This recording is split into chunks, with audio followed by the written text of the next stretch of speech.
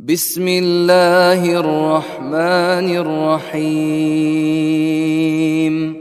قل هو الله أحد الله الصمد لم يلد ولم يولد ولم يكن له كفوا أحد. தமிழ்நாடு தௌஹீத் ஜமாத் லாயிக் கிளை சார்பாக பெண்கள் தர்பியா மற்றும் நல்லொழுக்க பயிற்சி முகாம், ஜனாஸா பயிற்சி வகுப்பு அல்லாஹ்வுடைய மாபெரும் கிருபையினால் இன்னும் சிறிது நிமிடத்தில் ஏற்பட இருக்கிறது.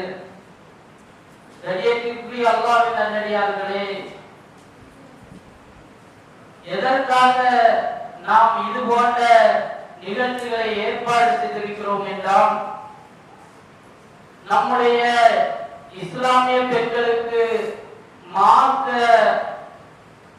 அறிவை வளர்க்க வேண்டும், அதன் மூலம் அவர்கள் பயன்பெற வேண்டும் என்ற நல்ல நோக்கத்திலே நாம் ஏற்பாடு செய்கிறோம்.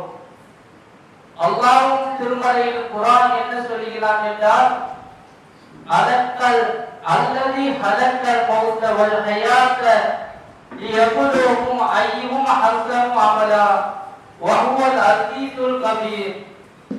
உங்களில் அழகிய செயலுக்குரியவர் யார் என்பதை சோதிப்பதற்காகத்தான் மரணத்தையும் வாழ்வையும் அவன் படைத்தான். இன்ஷா அல்லாஹ் இப்போது இந்த ஜனாஸா பயிற்சி திருவிழாவோடு ஆலிம் அவர்கள் இதை நடத்தி வைப்பார்கள். இன்ஷா அல்லாஹ் அனைத்து சகோதர சகோதரிகள், பெரியோர்கள் எல்லாரும் அதை பயன்பெறுமாறு உங்களை அன்புடன் கேட்டுக்கொள்கிறோம். அஸ்ஸலாமு அலைக்கும் வரஹ்மத்துல்லாஹி வபரகாத்துஹு.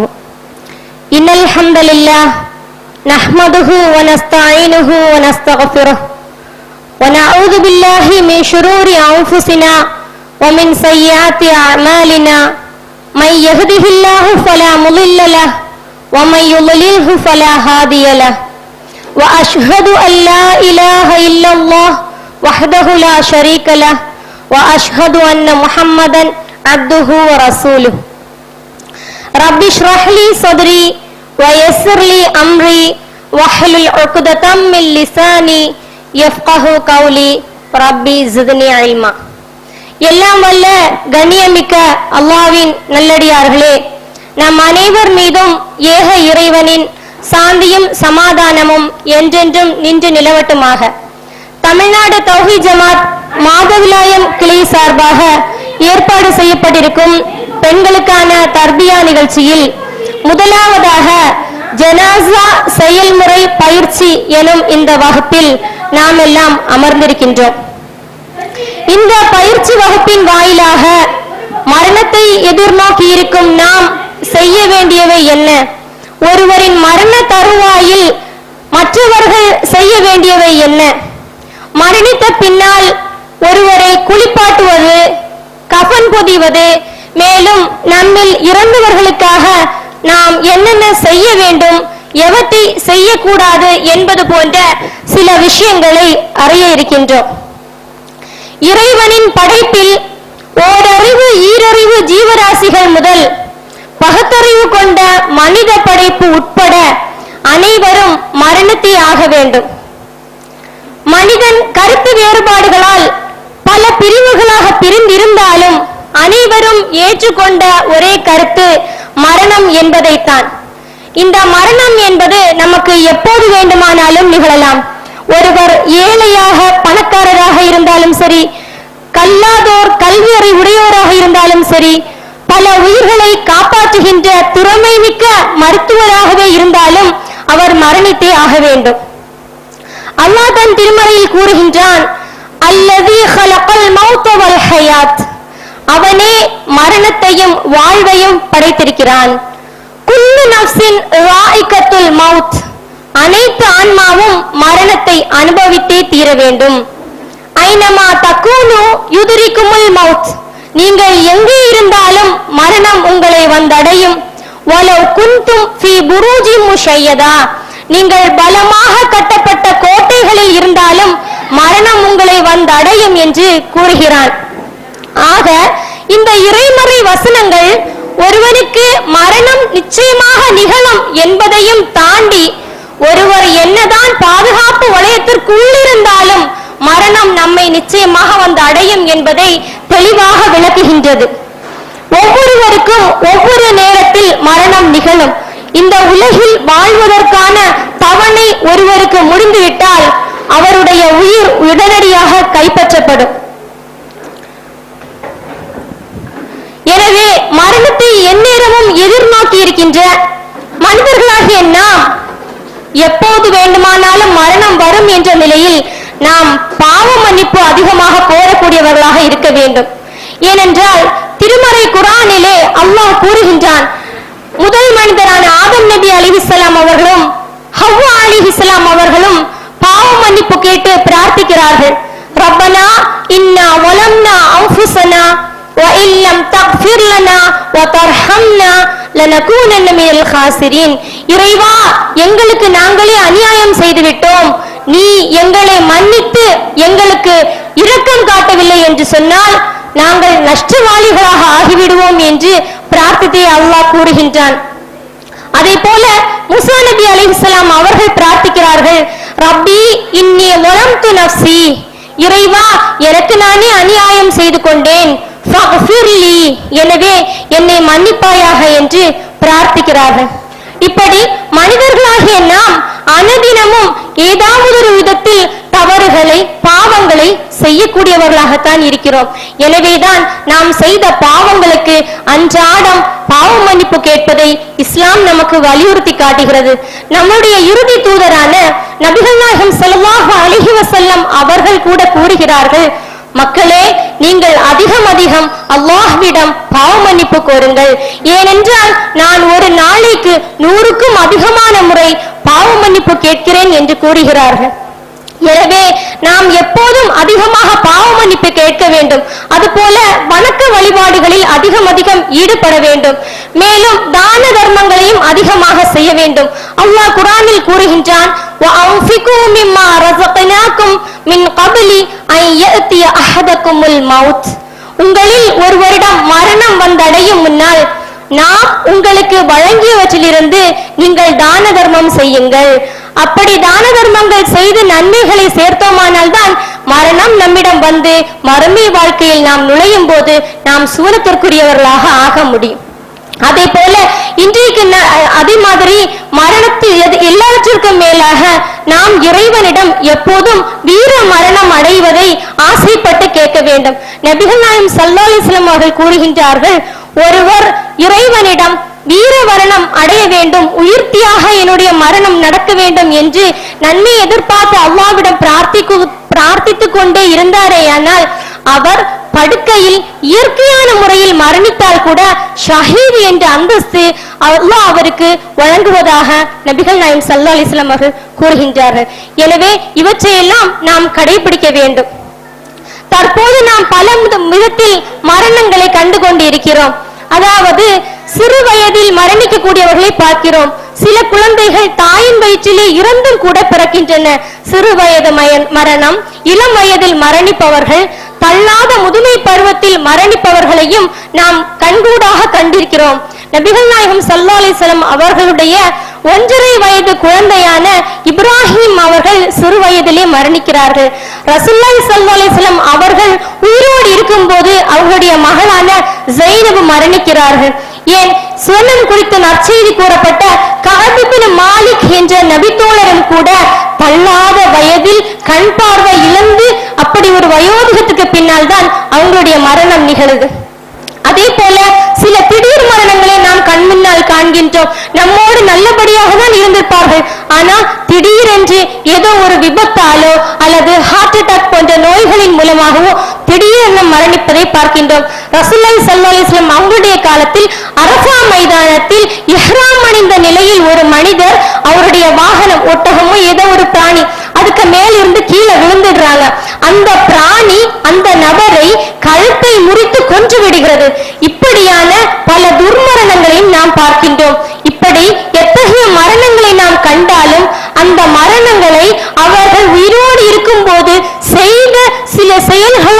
முடிச்சு போட்டு அதனாலதான் இப்படி மரணம் நடந்துருச்சு என்று நாம் கூறக்கூடாது. அதே போல சுனாமி, பூகம்பம், வெள்ளப்பெருக்கு, தீயில் சிக்கி மரணம் அடைவது, இப்படி எத்தனையோ மரணங்களை நாம் காண்கின்றோம். ஆனால் இவ்வாறு மரணிப்பவர்களை துர்மரணம், இவங்களுக்கு கெட்ட மரணம் நடந்துருச்சு என்ன செய்யக்கூடாது, நாம சொல்லக்கூடாது. அதே மாதிரி ஒரு சில ஜனாசாக்களை பார்க்கும்போது அவங்களுடைய முகம் நல்ல பிரகாசமானதாக இருக்கலாம்.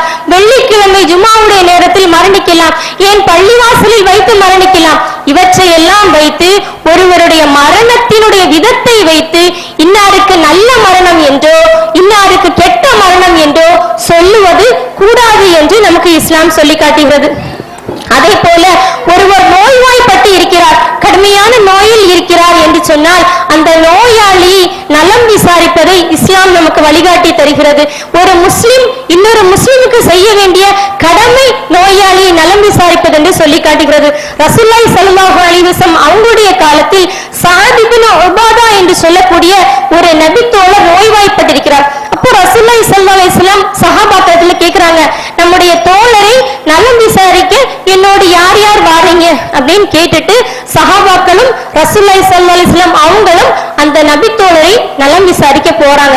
அதுவும் அந்த நிலைமையை குறித்து நபி தோழர் சொல்றவங்க, நாங்கள் அந்த நேரத்தில் காலுறைகளை அணியவில்லை, கால் அணிகளை அணியவில்லை, அதாவது சாக்ஸும் போடல, செருப்பும் போடல, தொப்பி அணிந்திருக்கவில்லை, நீள் அங்கிகளை அணிந்திருக்கவில்லை, கரடு முரடான அந்த பாதையில் நாங்கள் நடந்து சென்றோம் அந்த நபரை நலம் விசாரிக்க என்று சொல்லி அந்த நபித்தோழர்கள் நடந்து போன அந்த நிலையை நமக்கு சொல்லி காட்டுறாங்க. இப்போ ஒருவர் முடியாம இருக்கும் போது, நோயாளியாக கிடக்கும் போது அவங்கள நலம் விசாரிக்கிறது நமக்கு நன்மையை பெற்று தரக்கூடிய செயல்.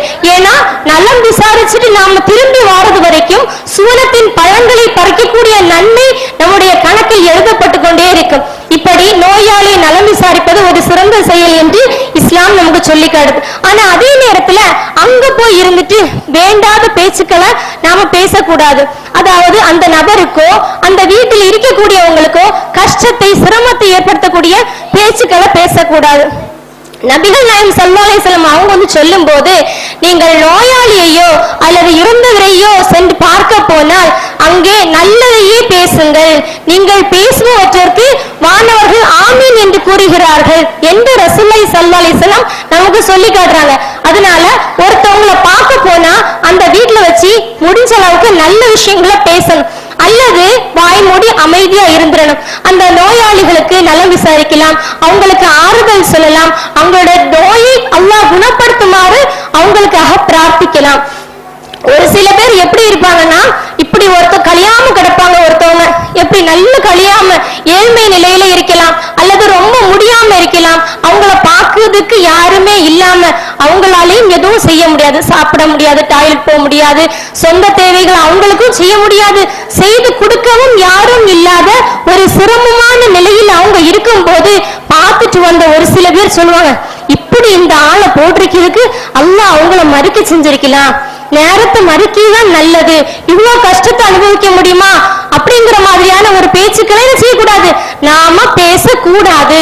அதே மாதிரி ரசூலுல்லாஹ் சொல்றாங்க, உங்களுக்கு ஒரு நோய் வந்து நீங்க ரொம்ப முடியாத கடுமையான நிலையில இருக்கிறீங்க அப்படின்னு சொன்னா, இதுக்கு பேசாம நான் மௌத்தாயிடுறேன், யா அல்லாஹ் என்னுடைய உயிரை நீ எடுத்துரு, என்னால இந்த அளவுக்கு கஷ்டத்தை எல்லாம் தாங்கிட்டு இந்த உலகத்துல இருக்க முடியல என்று நாம் பேசுவது கூடாது.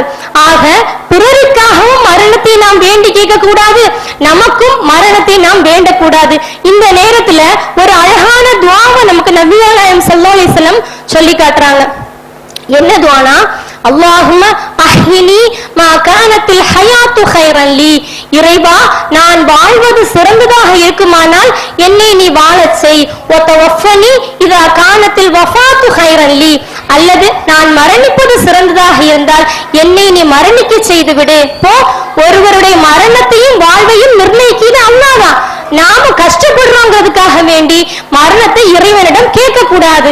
ஒருத்தவங்க ரொம்ப முடியாம நோயில கடந்து கஷ்டப்படுறாங்க என்று சொன்னால் அவங்களுடைய தவறுகளை, பாவங்களை மன்னிப்பதற்கு இறைவன் வழங்கிய ஒரு வாய்ப்பாக கூட அது இருக்கலாம். அது போல ஒருவர் ரொம்ப முடியாம கடந்து மரண நேரத்துக்கு வந்துட்டாங்க அப்படின்னு சொன்னா அவங்களுக்கு நம்ம லா இலாஹ இல்லல்லாஹ் என்ற அந்த ஏகத்துவ கலிமாவை நினைவூட்டணும். அவங்க உயிரோடு இருக்கும்போது சொல்லக்கூடியவங்களா இருக்கலாம்.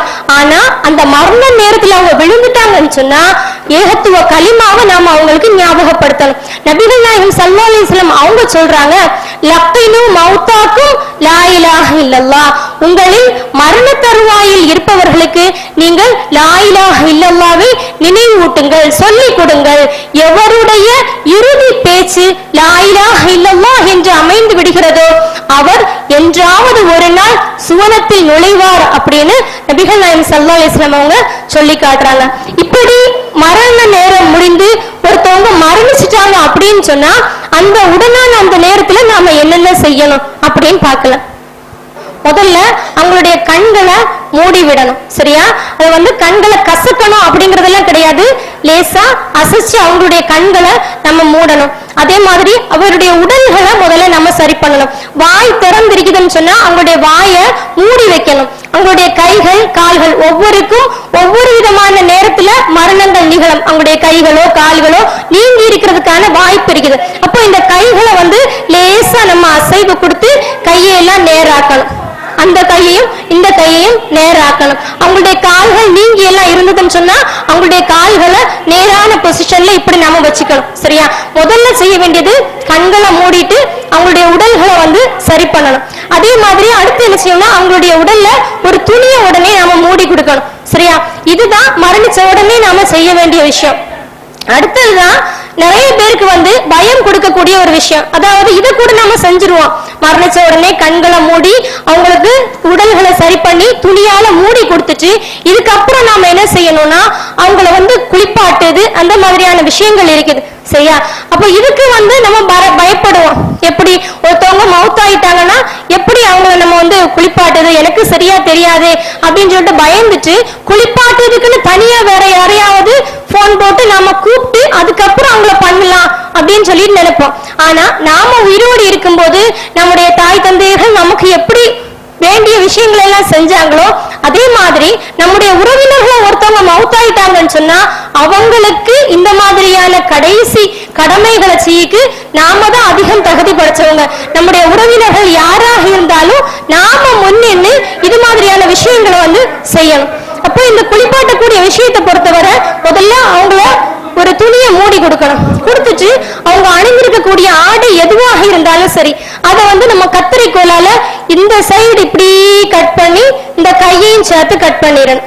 அதே மாதிரி அந்த சைடும் கத்தரிக்கோலால கட் பண்ணி இந்த கையோட சேர்த்து இங்க வர கட் பண்ணிடணும். அப்படி கட் பண்ணிட்டோம்னா நாம எதையும் கலட்டாமலே அந்த துணியை ஈஸியா ரிமூவ் பண்ணிடலாம். அடுத்து இந்த அடிப்பகுதியில் இருக்கக்கூடிய துணியை நம்ம எப்படி எடுக்குது, மேல் பகுதியில் இருக்க துணியை எடுத்துடலாம்.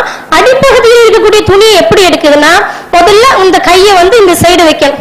வச்சுட்டு இந்த காலையும் இந்த சைடு தூக்கி வைக்கணும். வச்சுட்டு இப்படி பண்ணோம்னா இந்த துணி ஒரு பக்கம் அவங்க நீக்கிடணும். நீக்கி கொடுத்துட்டு திரும்ப அவங்களும் அதே மாதிரி படுக்க வைக்கணும். திரும்ப இந்த கையை எடுத்து கீழே போடணும். திரும்ப இந்த காலை எடுத்து கீழே போடணும். போட்டுட்டு ஃபர்ஸ்ட் நாம பண்ண அதே ப்ராசஸ் தான். திரும்ப இந்த கையை இங்க போடணும், திரும்ப இந்த காலை இங்க போடணும். போட்டுட்டு இப்படி சரிச்சோம்னா அடிப்பகுதியில் இருக்கக்கூடிய துணியை நாம ஈஸியா கழட்டிடலாம். சரியா? இப்படி அவங்களுடைய ஆடைகளை நம்ம ரிமூவ் பண்ணிட்டு அந்த குளிப்பாட்டுக்கு முன்னால அவங்களுடைய உடல்ல கவர் பண்ண மாதிரி ஜஸ்ட் ஒரு துணி அவங்க மேல விரிச்சு போடணும். விரிச்சு போட்டுட்டு அடுத்து குளிப்பாட்டக்கூடிய முறையை பார்க்கும்போது தண்ணீர் ஒற்றைப்படையான தண்ணீரா எடுக்கணும். 3 அல்லது 5 அல்லது அதிகமான தண்ணீரை கூட பயன்படுத்திக்கலாம். வலது புறத்திலிருந்து நாம குளிப்பாட்டுறதுக்கு ஆரம்பிக்கணும். அதுக்கு அடுத்ததா கடைசி தண்ணியாக கற்பூரம் கலந்த தண்ணியை பயன்படுத்தணும். இதுதான் குளிப்பாட்டுதல உள்ள ப்ராசஸ். அதாவது முதல்ல வலது புறத்திலிருந்து ஆரம்பிக்கணும். 3 அல்லது 5 தேவைன்னு பட்டா அதுக்கு மேற்பட்ட தண்ணிகளை பயன்படுத்தலாம். அதே மாதிரி கடைசி தண்ணியில கற்பூரம் கலந்த தண்ணியை பயன்படுத்தணும். இது மட்டும்தான் குளிப்பாட்டுறதுக்கு உண்டான ப்ராசஸ். இப்போ நம்ம என்ன நினைக்கிறோம்னா சோப்பு ஷாம்பு இதெல்லாம் போட்டு பண்ணலாமானா பண்ணலாம். நபிகள் நாயகம் ஸல்லல்லாஹு அலைஹி வஸல்லம் குளிப்பாட்டக்கூடிய முறையை பத்தி நமக்கு சொல்லி காட்டுறாங்க. அவங்களுடைய மகள் ஜைனப் மரணிக்கும் போது பெண்கள் குளிப்பாட்டுறாங்க. அப்ப ரசூலுல்லாஹ் போய் சொல்றாங்க, இப்தஅன பி மயாமினிஹா வ மௌலிஇல் மவாலிஇல் உதுஇ மின்ஹா, அவருடைய வலது புறத்திலிருந்து நீங்கள் ஆரம்பியுங்கள், அவர் உது செய்யும் பகுதிகளிலிருந்து ஆரம்பிங்க செய்யுங்கள் என்று நாம குளிப்பாட்டக்கூடிய முறைய ரசூலா நமக்கு சொல்லி காட்டுறாங்க. அதாவது தண்ணியை நம்ம கோரி ஊத்தும் போது நாம முதல்ல எங்க இருந்து உதவு செய்ய ஆரம்பிப்போம்? முன்கைகள்ல இருந்து ஆரம்பிக்கும் இல்லையா? அதே மாதிரி கையிலேருந்து தண்ணி எப்படி ஊத்தணும். அதே நேரம் சில பேர் என்ன நினைக்கிறாங்கன்னா மையத்துக்கு உதவு செஞ்சு கொடுக்கணும் அப்படின்னு நினைக்கிறாங்க. ரசூலுல்லாஹ் சொல்றது உதவு செஞ்சு கொடுக்க சொல்லல, உதவு செய்யக்கூடிய உறுப்புகள்ல இருந்து ஆரம்பிக்கதான் சொல்றாங்க. இப்ப வலது புறம் கையிலேந்து தண்ணியை ஊத்தி அவங்களுடைய முகத்தை கழுவி கொடுத்துட்டு அதுக்கப்புறம் அவங்களுடைய உடல்களை நம்ம கழுவலாம். அதே மாதிரி ரசூலுல்லாஹ் என்ன சொல்றாங்கன்னா அந்த குளிப்பாட்டக்கூடிய பெண்களிடம் சொல்றாங்க, நீங்கள் 3 தடவையோ அல்லது 5 தடவையோ அல்லது நீங்கள் தேவையென கருதினால் அதற்கும் அதிகமான தடவையோ இழுந்த இலை கலந்த தண்ணீரால் அவரை குளிப்பாட்டுங்கள் அப்படின்னு சொல்றாங்க. நாம குளிப்பாட்டும் போது சுத்தத்துக்காக வேண்டி சோப்பு அல்லது லிக்யூடு கலந்த தண்ணியால குளிப்பாட்டலாம். அதே மாதிரி அவங்களுடைய தலையை ஷாம்பு போட்டு நல்லா தேய்ச்சி கழுவலாம். இதுவெல்லாம் நம்ம சுத்தம்ங்கிற அடிப்படையில நாம இப்போ சுத்தப்படுத்துறதுக்கு இந்த மாதிரியான பொருள்களை பயன்படுத்துறோம் இல்லையா, அதையே பயன்படுத்தி இறந்தவங்களையும் நாம குளிப்பாட்டலாம். அதே மாதிரி கடைசி தண்ணியாக கற்பூரம் கலந்த தண்ணியை பயன்படுத்தி குளிப்பாட்டி முடிக்கணும். இதுதான் குளிப்பாட்டுறதுக்கு உண்டான ப்ராசஸ். மற்றபடி உதவு செஞ்சு கொடுக்கணும் அப்படிங்கிறதோ, மையத்துக்கு பல்லு தேய்ச்சி கொடுக்கணும் அப்படிங்கிறதோ, அந்தரங்க உறுப்புகள் எல்லாம் முடி களையணும் அப்படிங்கிறதோ, நகம் வெட்டி கொடுக்கணும் அப்படிங்கறது கிடையாது. ஒரு சில பேர் இடத்துல என்ன சொல்லுவாங்கன்னா 10 விரலுக்கும் 10 ஈக்கில ஒடிச்சு வச்சு நகத்துல அழுக்கு எடுத்து கொடுக்கணும் இப்படின்லாம் சொல்லுவாங்க. இந்த மாதிரியான விஷயங்களை அவங்க உயிரோட இருக்கும் போதோ அவங்களுடைய கடைசி கட்டத்திலையும் நம்ம செஞ்சு கொடுக்கலாம். ஆனா இறந்த பிறகு இப்படிதான் செய்யணும், குளிப்பாட்டுமோ இது பண்ணணும் அப்படிங்கிற கட்டாயம் எதுவும் கிடையாது. இதெல்லாம் ரசூலுல்லாஹ் காட்டி தராத விதத்தான செயல்கள் இப்படிதான் செய்யணும் நம்ம சொன்னா அது நமக்கு நன்மை கிடைக்காது, பாவம் தான் கிடைக்கும். சரியா? இதுதான் குளிப்பாட்டுறதுக்கு உண்டான ப்ராசஸ். ஏதாவது டவுட் இருக்குதா? சரி, அடுத்ததா இப்ப யாரு குளிப்பாட்டணும்? ஆண்களும் தான் குளிப்பாட்டணும், பெண்களும் தான் குளிப்பாட்டணுமா அப்படின்னு பார்த்தா ரசூலுல்லாஹ்வுடைய மகள் மரணிக்கும் போது பெண்கள் எல்லாம் குளிப்பாட்டினாங்க. ஆனா அதுதான் கட்டாயம் அப்படின்னு சொல்ல முடியாது. ஆனாலும் குளிப்பாட்டும் போது ஒருத்தவங்களுடைய அந்தர உறுப்புகளை நாம பார்க்க நேரிடுறதுனால ஆண்களே ஆண்கையான ஒருத்தவங்களால தனிப்பட்ட ஒருத்தவங்களால கிளீன் பண்ண முடியாது. அப்போ 2-3 பேர் சேர்ந்து செய்யும் போது பெண்களை பெண்களாக சேர்ந்து குளிப்பாட்டுவதுதான் நல்லது. ஆனா இது கணவன் மனைவிக்கு மட்டும் இந்த விஷயத்துல விதிவிலக்கு உண்டு. கணவர் மரணித்தால் மனைவியோ, மரணித்தால் கணவரோ குளிப்பாட்டுறதுக்கு அனுமதி இருக்குது. சரியா? அதுல எந்த பிரச்சனையும் கிடையாது. அதே மாதிரி ஒருத்தவங்க இப்போ நாம குளிப்பாட்டுறதுல 2 தடவை பண்ணோம். இறந்த உடனே அடி கழுவுவது ஒண்ணு பண்ணோம், அதுக்கப்புறம் குளிப்பாட்டுறது ஒண்ணு பண்ணோம். இப்படி 2 தடவை பண்ணணுங்கிற தேவையும் நமக்கு கிடையாது. ஆனா இறந்தவங்க அந்த நேரத்துல கொஞ்சம் அசுத்தமான உடல்நிலையில இருக்கிறாங்க. நிறைய பேர் நம்ம அந்த இறந்தவங்களை கடைசியா ஒரு தடவை பார்க்க வேண்டிய ஒரு சூழ்நிலை இருக்கும் போது சுத்தத்துக்காக வேண்டிய ரசூலுல்லாஹ் என்ன சொல்றாங்க? சுத்தம், அந்த மரணிச்ச மையத்துக்கு சுத்தத்தை தான் சொல்றாங்க. நீங்க தேவைன்னு கருதினா இன்னும் தண்ணிகளை சேர்த்து குளிப்பாட்டுங்கன்னு சொல்றாங்க இல்லையா? அந்த அடிப்படையில மரணிச்ச உடனே அவங்கள ஜஸ்ட் கழுவி படுக்க வச்சுட்டு அதுக்கப்புறமா அடக்க நேரத்துக்கு முன்னால குளிப்பாட்டுவதும் தவறு கிடையாது. ஆனா கண்டிப்பா 2 தடவை பண்ணணுங்கிறது கிடையாது. மரணிச்ச உடனே ஒரு தடவை நாம குளிப்பாட்டி கவம் பொதிஞ்சாலும் போதுமானது. அதே மாதிரி ஒரு சில மரணங்கள் அவங்களுடைய உடல்கள் சிதையக்கூடிய அளவுக்கான மரணங்களா இருக்கலாம். ஆக்சிடென்ட்லயோ அல்லது தீயில கருகி மவுத்தாகிறது, இந்த மாதிரியான மரணங்களை பார்க்கலாம். அல்லது ஒரு சில ஜனாசாக்க போஸ்ட்மார்ட்டம் பண்ணி தருவாங்க. இப்படி வரக்கூடிய அந்த நேரத்துல கண்டிப்பா நாம அவங்களை குளிப்பாட்டணுமான்னு கேட்டா கண்டிப்பு கிடையாது. ஏன்னா ரசூலுல்லாஹ் அந்த போர்க்களத்தில் கொல்லப்பட்ட ஷஹீதுகளை ரத்தத்தோடையே அடக்கம் பண்ணவும் சொல்றாங்க. சரியா? அப்போ அந்த உடல் நம்மளால குளிப்பாட்ட முடியாத நிலையில இருக்குதுன்னு சொன்னா நம்ம குளிப்பாட்டாமலே அடக்கம் பண்ணாலும் தப்பு கிடையாது.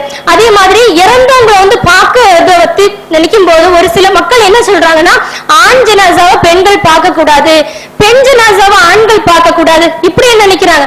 ஆனா இந்த மாதிரி எல்லாம் கிடையாது. அதாவது நாம உயிரோடு இருக்கும் போது எந்த அளவுகோல்ல ஆண்கள் பெண்களை பார்க்கவும் பெண்கள் ஆண்களை பார்க்கவும் அனுமதி இருக்குதோ அதே முறையில அந்த அவங்க ஜனாசா ஆயிட்டாங்கன்னு சொன்னாலும் ஆண் ஜனாசாவை பெண்களும் பெண் ஜனாசாவை ஆண்களும் பார்க்கறது தப்பு கிடையாது. சில இடங்கள்ல அந்த மையத்தை குளிப்பாட்டும் போது அத ரொம்ப கசக்கி அதனுடைய வயிற்றுல இருக்கிற கழிவுகளை எல்லாம் வெளியேற்றணும், கசடு எடுக்கணும் அப்படிங்கிற பேர்ல அந்த மையத்தை ரொம்ப கஷ்டப்படுத்துறாங்க. ஆனா இது ரசூலுல்லாஹ் நமக்கு இந்த வழிமுறையை காட்டி தரல. அவங்களுடைய உடல் சுத்தமாக இருக்கக்கூடிய அளவுக்கு எப்படி கழுவணுமோ அப்படி மட்டும் கழுவுனா போதுமானது. நாம உயிரோடு இருக்கும் போது நம்மளை யாரும் கஷ்டப்படுத்தினா எப்படி இருக்கும்? கையங்காயம் தூக்கி அசைச்சா நம்மளை போட்டு அங்க எங்கேயும் பிதுக்க எடுக்க செஞ்சா எப்படி இருக்கும்? அதே மாதிரிதான் அவங்க மரணிச்ச பிறகும் அந்த ஜனாசாவுக்கு அதை விட வேதனை இருக்கும். வேதனையான ஒரு வாழ்க்கையில அவங்க போயிட்டாங்க. அப்படிப்பட்ட ஒரு நேரத்துல நம்மளால முடிஞ்ச அளவுக்கு அந்த ஜனாசாவுக்கு சிரமத்தை கொடுக்காம எப்படி அவங்களை தூய்மையாக்க முடியுமோ அந்த அளவு நம்ம கழுவுனா போதுமானது. இப்போ மரணிச்சாங்க ஒருத்தருடைய மரண வீட்டுக்கு நாம போறோம்னு சொன்னா அந்த இடத்துல நம்ம ஓத வேண்டிய ஒரு பிரார்த்தனையை ரசூலுல்லாஹ் நமக்கு காட்டி தராங்க. நபிகள் நாயகம் ஸல்லல்லாஹு அலைஹி வஸல்லம் சொல்றாங்க, அல்லாஹும்ம அக்ஃபிர் லி அபி ஸலமா வர்ஃபா தரஜதஹு ஃபில் மஹ்தியின் வக்லுஃபு ஃபி அக்பிஹி ஃபில் காபிரின் வக்ஃபிர் லனா வ லஹு யா ரப்பல் ஆலமீன் வஃப்ஸஹ் லஹு ஃபி கப்ரிஹி வ நவ்விர் லஹு ஃபீஹி என்று ஒரு பிரார்த்தனையை அபூ ஸலமா என்று சொல்லக்கூடிய ஒரு நபி தோழர் மரணிக்கும் போது ரசூலுல்லாஹ் அந்த வீட்டுக்கு போய் இந்த துஆவை ஓதுறாங்க.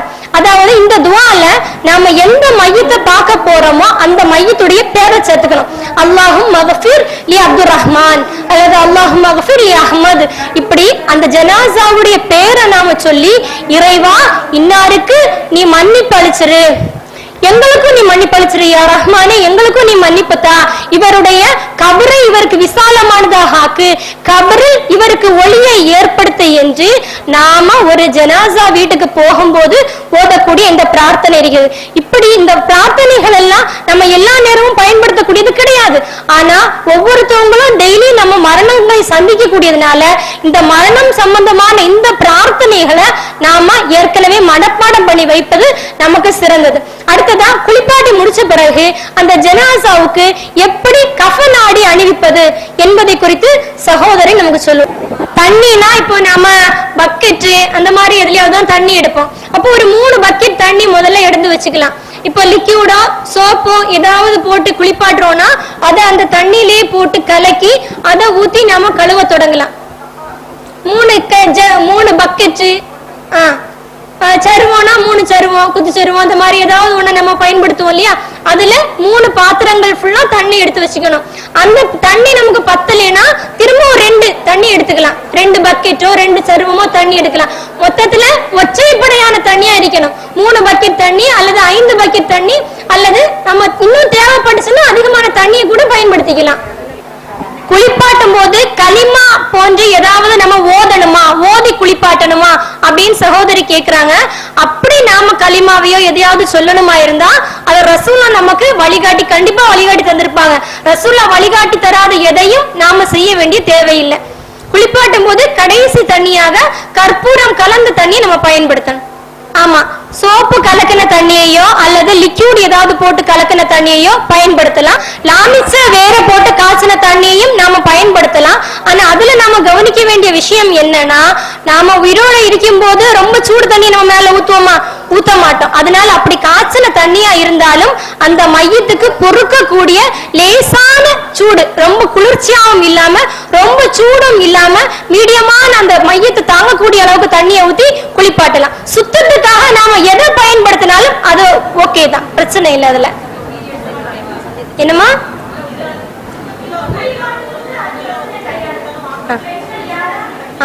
ஒரு சில ஜனாசாக்களை குளிப்பாட்டி முடிச்ச பிறகு குடும்பத்துல உள்ளவங்களை தனித்தனி அவங்க குளிப்பாட்டத்துக்கு நிக்க மாட்டாங்க. இருந்தாலும் அந்த குடும்பத்துல உள்ள உறுப்பினர்களை ஒவ்வொருத்தவங்களையா கூப்பிட்டு கடைசியா நீங்க தண்ணி ஊத்திருங்க, கடைசியா நீங்க தண்ணி ஊத்திருங்கன்னு சொல்லக்கூடிய பழக்கம் இருக்குது. ஆனா அப்படி ஒரு இதை ரசூலுல்லாஹ் நமக்கு காணிச்சு தரல. அதுவே பெண் ஜனாசாவாக இருக்கும் போது நம்ம குளிப்பாட்டிட்டு இப்போ தலையெல்லாம் கழுவி முடிச்சுட்டு பெண் ஜனாசாவுக்கு தலைமுடிய பின்னி போட ரசூலுல்லாஹ் காணிச்சு தந்திருக்காங்க. தலைமுடிய பின்னி பின்பக்கமா போட்டுக்கலாம், அதுல எந்த பிரச்சனையும் கிடையாது. வேற ஏதாவது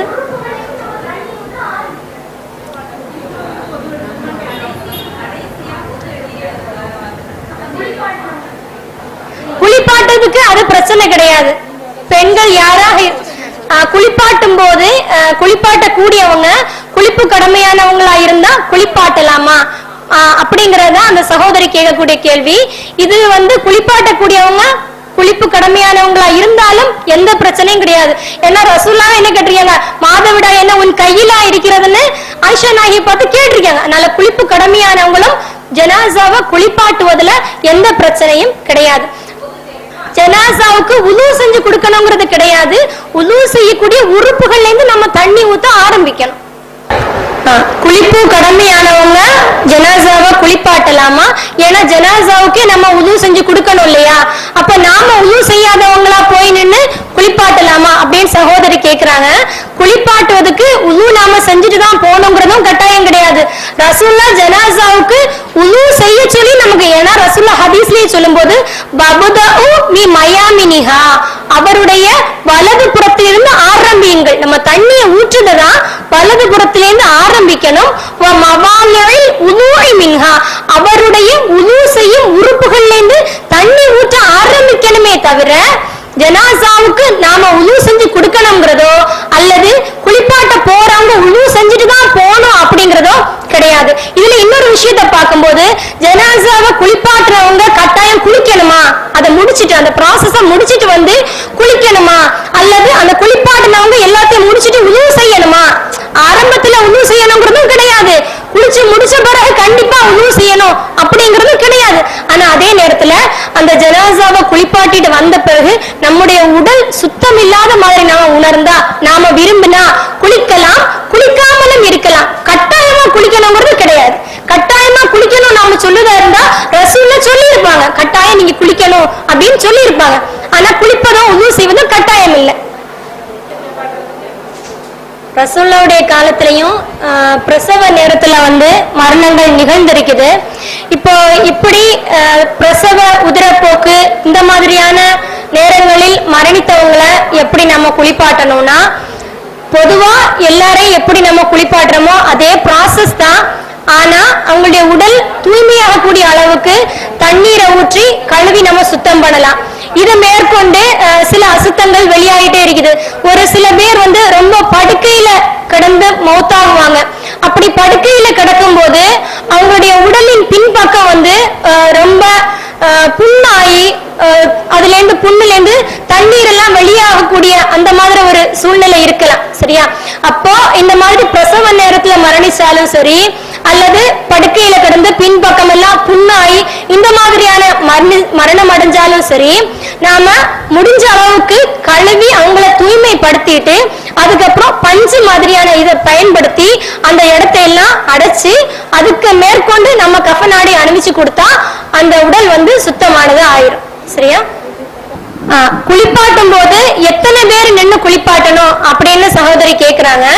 குறிப்பிட்டு இத்தனை பேர் நின்று குளிப்பாட்டணும் அப்படின்னு ரசூலா நமக்கு வழிகாட்டி தரல. இருந்தாலும் ஒரு ஜனாசாவை நம்ம தனி ஒரு ஆளா குளிப்பாட்டுவது, அவங்களுடைய உடலை நீக்குது, அவங்களுக்கு ஆடைகள் எல்லாம் நீக்கிறது, குளிப்பாட்டுறதெல்லாம் கொஞ்சம் சிரமமான ஒரு விஷயமா இருக்குங்கிறதுனால ஒரு 3 பேரோ அல்லது 4 பேரோ எத்தனை பேர் நின்னா அந்த ஜனாசாவை கையாளுவதற்கு நமக்கு எளிமையாக இருக்குமோ அத்தனை பேர் நிக்கலாம். மற்றபடி 5 பேர் நிக்கணும் அல்லது 7 பேர் நிக்கணும் அப்படின்னு ஒரு எண்ணிக்கைய ரசூல்லா சொல்லாம நாமளா சொல்ல முடியாது. சரியா? வேற ஏதாவது? குளிப்பாட்டுவதற்கு நெருங்கிய உறவினர்கள் அதிகமா தகுதி படைச்சவங்க. அதாவது ஒரு சில ஊர்கள்ல ஜனாசாவை குளிப்பாட்டும் போது உது செஞ்ச 2 பேர் நின்னுதான் அந்த ஜனாசாவை தொடுது, கழுவுது, இந்த மாதிரியான விஷயங்களை செய்யணும். மத்தவங்க சும்மா தண்ணி எடுத்து கொடுக்குது, ட்ரெஸ் எடுத்து கொடுக்குது, இந்த மாதிரியான இதை பண்ணலாம் அப்படிங்கிற ஒரு நடைமுறை நம்ம மத்தியில இருக்குது. சரியா? இப்படி 2 பேர் உது செஞ்ச 2 பேர் நின்னுதான் ஜனாசாவை தொடணுமா, அப்படி நின்னுதான் செய்யணுமா அப்படின்னு தான் சகோதரி கேக்குறாங்க. ஆனா இந்த உது செய்யக்கூடிய விஷயத்தை பொறுத்தவரை ஏற்கனவே நம்ம சொன்னதுதான், உது செஞ்சவங்க தான் நின்று ஜனாசாவை குளிப்பாட்டணும் அப்படிங்கிற ஒரு ப்ராசஸ் கிடையாது. ஜனாசாவுக்கு உது செஞ்சு கொடுக்கணும் அப்படிங்கிற ஒரு ப்ராசஸும் கிடையாது. ஜனாசாவெல்லாம் குளிப்பாட்டி முடிச்ச பிறகு நாம தேவைப்பட்டா குளிக்கலாம். மற்றபடி உது செஞ்சவங்க தான் நின்று ஜனாசாவை தொடணும், குளிப்பாட்டணும் அப்படிங்கிறது கிடையாது. அப்படி ஒண்ணு நம்ம உண்டுன்னா அது ரசூல்லா காணிச்சு தந்த எத்தனையோ ஹதீஸ்கள் இருக்குது. ரசூல்லாவுடைய ஒவ்வொரு செயல்களையும் நம்மளை விட அங்குலம் அங்குலமா கண்காணிச்சு செஞ்சவங்க தான் சஹாபாக்கள். அப்ப ரசூல்லா இப்படி ஒரு வழிமுறையை சொல்லி தந்திருந்தாங்கன்னா அல்லது கண்டிப்பா நமக்கு ஹதீஸ்களின் வாயிலா நமக்கு அறிய வந்திருக்கும். அப்படி ஒரு விஷயம் இல்லாத போது உது செஞ்சவங்க தான் நின்று ஜனாசாவை தொட்டு குளிப்பாட்டணும் அப்படிங்கிறது கிடையாது. சரியா? ஜனாசாவை வந்து குளிப்பாட்டும் போது அசுத்தத்தை நீக்குறத பத்தி சகோதரி கேக்குறாங்க. துணியெல்லாம் போட்டு கிளீன் பண்ணாதானே எல்லா அசுத்தமும் வெளியே வரும், அப்படி நம்ம பண்ணக்கூடாதுன்னு நீங்க சொல்றீங்களே அப்படின்னு சகோதரி கேக்குறாங்க. அதாவது ஜனாசாவுடைய உடல்ல இருக்கக்கூடிய எல்லா அசுத்தத்தையும் நீங்க வெளியேற்றணும், ஒரு தரிமு கூட இல்லாத அளவுக்கு நீங்க வெளியேற்றணும் அப்படின்னு எந்த ஹதீஸ்களுமே கிடையாது. இப்போ நம்ம அந்த உடல் தூய்மையா ஆகணும், அந்த அளவுக்கு நம்ம கழுவுனா போதுமானது. அசுத்தம் வெளியாகுதுன்னா அது வெளியாகக்கூடிய அளவுல கழுவி சுத்தம் பண்ணா போதும். அதனுடைய வயிற்றுல இருக்குது அவ்வளோத்தையும் நாம வெளியேற்றணும் அப்படிங்கிற கட்டாயம் கிடையாது. அதாவது ஜனாசாவை குளிப்பாட்டும் போது ஏதாவது துவாக்கள் சொல்லி குளிப்பாட்டணுமா, ஜனாசா குளிப்பாட்டி முடிச்ச பிறகு ஏதாவது துவாக்கள் நம்ம ஓதணுமா அப்படின்னு சகோதரி கேக்குறாங்க. ஆனா இப்படி துவாக்களை ஓதணும்னு ஏற்கனவே பல விஷயங்கள் அப்படிதான். இப்போ நம்ம வந்து குளிப்பு கடமையான ஆகி நம்ம குளிச்சு சுத்தமாகணும்னா அதுக்கு களிமா 5 களிமா சொல்லணும். அவ்வளவு களிமா தையிபூன் எல்லாம் நாம சின்ன வயசுல இருக்கும் போது நமக்கு படிச்சு தந்திருப்பாங்க. இந்த களிமாவெல்லாம் ஒண்ணா ஓதிதான் ஒவ்வொரு பக்கமா தண்ணி ஊத்தணும். இதுவெல்லாம் ரசூல்லா நமக்கு காட்டி தராதது அப்படிங்கறதுதான் நாம மக்கள் மத்தியில சொல்லிட்டே இருக்கிறோம். ரசூல்லா எது நமக்கு காட்டி தந்தாங்களோ அதை மட்டும் நாம கடைபிடிச்சா போதுமானது. ஜனாசாவை குளிப்பாட்டும் போது தனித்தனி ஏதாவது துவாக்களோ அல்லது குளிப்பாட்டி முடிச்ச பிறகு அந்த துவா இந்த துவா இந்த மாதிரியான எந்த விஷயத்தையுமே ரசூல்லா நமக்கு சொல்லி தரல. அடுத்ததா ஜனாசாவை கஃன் பொதியக்கூடிய முறையை குறித்து சகோதரி விளக்குவாங்க. அஸ்ஸலாமு அலைக்கும் வரஹ்மத்துல்லாஹி வபரகாத்துஹு. கஃன் என்றதை பொறுத்த வரைக்கும் நம்ம இப்போ குளிப்பாட்டுறது என்ன முறை அப்படின்னு சொல்லி பார்த்தோம் இல்லையா? செய்யக்கூடிய அடுத்த விஷயமா என்ன இருக்கும் அப்படின்னா கஃன் இடுறது. 2 முறை குளிப்பாட்டுற பழக்கமும் இருக்கும் சில இடங்கள்ல, சில இடங்கள்ல ஒரே குளிப்பா தான் இருக்கும். நம்ம வந்து இப்ப கடைசியா 2வது குளிப்பாட்டினதுக்கு அப்புறமா முழுமையா கஃன் இடுறது எப்படி அப்படின்ற முறையை தான் நம்ம உங்களுக்கு சொல்லி தர போறோம். அது எப்படி அப்படின்னா ரசூலுல்லாஹ் காட்டுதல் அடிப்படையில வெள்ளை ஆடை அதுதான் வந்து சிறந்தது அப்படின்னு ரசூலுல்லாஹ் சொல்லி காமிச்சிருக்காங்க. அதாவது நம்ம அணியக்கூடிய ஆடையா இருந்தாலும் சரி, ஆடைகள்ல சிறந்தது வெள்ளை ஆடை அப்படின்னு ரசூலுல்லாஹ் சொல்லி நட்டிருக்காங்க. இன்னும் கூடுதல் என்ன சொல்றாங்கன்னா வெள்ளை வந்து எப்பவுமே சிறந்தது, அந்த வெள்ளை ஆடையிலையும் நீங்க கஃன் எடுத்துக்கும் கொள்ளுங்கள் அப்படின்னு சொல்லிட்டு ரசூலுல்லாஹ் காமிச்சு தந்திருக்காங்க. அதே மாதிரி வெள்ளை அல்லாத வேற கலர் ஆடைகளையும் நம்ம வந்து கஃன் இடலாமா அப்படின்னு கேட்டா அதுவும் ரசூலுல்லாஹ் அனுமதிச்சிருக்காங்க. ஒரு ஹதீஸ்ல ரசூலுல்லாஹ் சொல்லும் போது கோடிட்ட ஆடைகளையும் நீங்க என்ன செஞ்சுக்கலாம், கஃன் இட்டு கொள்ளலாம் அப்படின்னு சொல்லியிருக்காங்க. கோடிடுறது அப்படின்னா கண்டிப்பா அது ஒரு வெள்ளையில வேற நிறத்துல உள்ள ஒரு கோடா தான் இருந்திருக்கணும் இல்லையா? அந்த அடிப்படையில நம்ம கலர் ஆடையிலையும் கூட கஃன் இட்டு கொள்ளலாம். அதே மாதிரி தைக்கப்பட்ட ஆடையிலையும் கஃன் இட்டு கொள்ளலாம் அப்படின்னு ரசூலுல்லாஹ் சொல்லி காமிச்சிருக்காங்க. ஒரு கிராமவாசி வந்துட்டு ரசூலுல்லாஹ்விடத்துல தான் வந்து போரில் மரணம் அடையணும் அப்படின்ற ஒரு நியத்துல இஸ்லாத்தை ஏற்றுக்கொண்டதாக வந்து சொல்லுவாங்க. அப்ப சொல்லக்கூடிய சமயத்துல ரசூலுல்லாஹ் அந்த சமயத்திலேயே கைபர் போரும் வரும். அப்ப அந்த கைபர் போர்ல அந்த கிராமவாசி பங்கெடுக்கிறாங்க. அந்த சமயத்துல அவங்களுக்கு வந்து நிறைய போர் செல்வங்கள் எல்லாம் கிடைக்குது. அந்த போர் செல்வங்களை ரசூலுல்லாஹ்வுடைய பழக்கம் என்ன அப்படின்னா போரில் பங்கேற்ற எல்லாருக்குமே அதை என்ன செய்வாங்கன்னா பங்கிட்டு கொடுப்பாங்க. அப்படி பங்கிட்டு கொடுக்கக்கூடிய சமயத்துல இந்த நபருக்கும் இந்த கிராமவாசிக்கும் சேர்த்து ஒரு பங்கு கொடுத்து அனுப்புறாங்க. அப்ப அந்த கிராமவாசியை பெற்றுக்கொண்டு அவங்க என்ன கோவப்படுவாங்க ரசூலுல்லாஹ்விடத்திலே வந்து, நான் இந்த செல்வத்துக்காக நான் இஸ்லாத்தை ஏற்றுக்கொள்ளல, என்னுடைய நியத்து கழுத்தை காமிப்பாங்க, இந்த கழுத்துல அம்பு ஏறப்பட்டு நான் மரணிக்கணும் அப்படின்றத என்னுடைய நியத்து, அந்த நியத்துக்காக தான் என்ன செஞ்சிருக்கேன்னா இஸ்லாத்தை ஏற்றிருக்கிறேன் அப்படின்னு சொல்லிட்டு கழுத்தை காமிப்பாங்க. அப்போ ரசூலுல்லாஹ் என்ன சொல்லுவாங்கன்னா இவருடைய வார்த்தையை இவர் வந்து இந்த வாக்கு இவர் நிறைவேற்றக்கூடியவராக இருக்கட்டும் அப்படின்னு சொல்லிட்டு ரசூலுல்லாஹ் சொல்லிட்டு விட்டுருவாங்க. அடுத்து இந்த நபர் இந்த கிராமவாசி என்ன செய்வாங்கன்னா மறுபடியும் போர் செய்ய போவாங்க. போர் செய்யற இடத்துல அவரு மரணம் அடைஞ்சிருவாரு. மரணம் அடைஞ்ச ஜனாசாவை சஹாபாக்கள் எல்லாம் தூக்கிட்டு ரசூலுல்லாஹ் இடத்துல வருவாங்க. அப்ப அந்த ஜனாசாவை ரசூலுல்லாஹ் இடத்துல கொண்டு வராங்க. அப்புறம் ரசூலுல்லாஹ் பார்த்துட்டு ரசூலுல்லாஹ் பார்க்கும்போது அவர் எந்த இடத்துல கை காமிச்சு இந்த இடத்துல அம்பு ஏயணும் அப்படின்னு சொல்லியிருப்பாங்க இல்லையா, அதே இடத்துலதான் என்ன ஆயிருக்கணும், அம்பு ஏற்பட்டு அவர் மரணிச்சிருப்பாரு. அப்ப ரசூலுல்லாஹ் சொல்லுவாங்க, இந்த நபர் தான் அந்த நபரா அப்படின்னு சொல்லி கேட்பாங்க. சஹாபாக்கள் கிட்டத்துல கேட்கும் போது அவங்க சொல்லுவாங்க, ஆமா இது அந்த கிராமவாசி தான் அப்படின்னு சொல்லி சொல்லுவாங்க.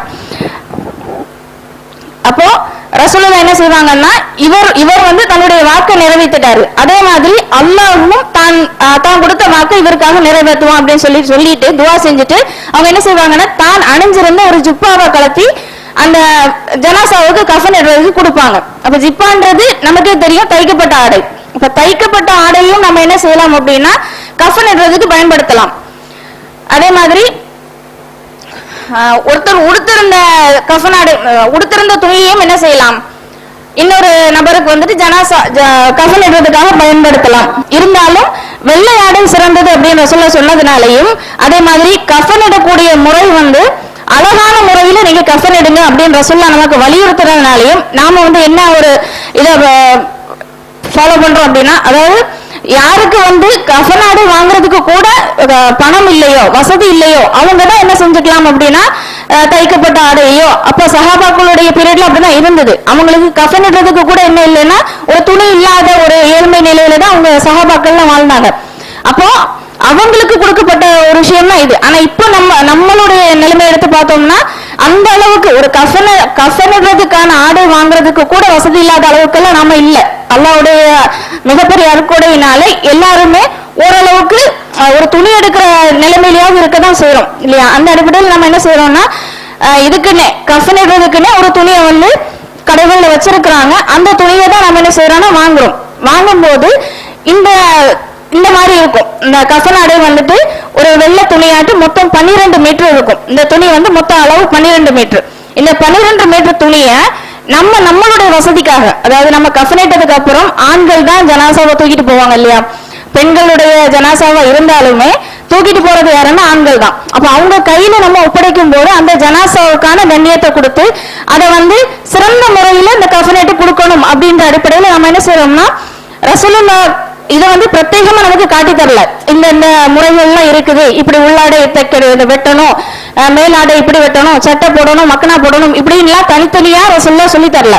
ஆனா கஃன் இடுறத சிறந்த முறையில கஃன் இடுங்க அப்படின்னு மட்டும் ரசூலுல்லாஹ் என்ன செஞ்சிருக்காங்கன்னா சொல்லி தந்திருக்காங்க. அந்த அடிப்படையில நாம இந்த கஃன் துணியை வந்துட்டு இந்த முறைகள்ல செய்யணும் அப்படின்னு சொல்லி நம்ம சொல்றோம். இது வந்து மொத்தமா 12 மீட்டர். இந்த துணியை வந்துட்டு முதல்ல நம்ம மொத்தமா லாஸ்டா ஒரு சுத்துவோம் இல்லையா, அந்த கஃன் ஆடை எல்லாம் கட்டினதுக்கு உடுத்ததுக்கு அப்புறமா கடைசியா நம்ம சுத்துவோம் இல்லையா, லாஸ்டா நம்ம வந்து பாயில கொண்டு படுக்க வைக்கும் போது இங்க ஒரு கட்டு, இங்க ஒரு கட்டு, தலையில ஒரு கட்டு, அந்த மாதிரி கடைசியா முடுவோம் இல்லையா. அந்த துணி வந்து மொத்தமா ஒரு 5.5 முழம் அளவுக்கு வந்துட்டு நம்ம என்ன செய்யணும்னா பிரிச்சு எடுக்கணும். இதுல இருந்து முதல்ல அதை தான் பிரிச்சு நம்ம எடுக்க போறோம். புரியுங்க, 5.5 முழம். ஒரு முழம்னு சொல்லும் போது இந்த கையில இருந்து இந்த முட்டுக்கு கொஞ்சம் மேல வரைக்கும் வரும்.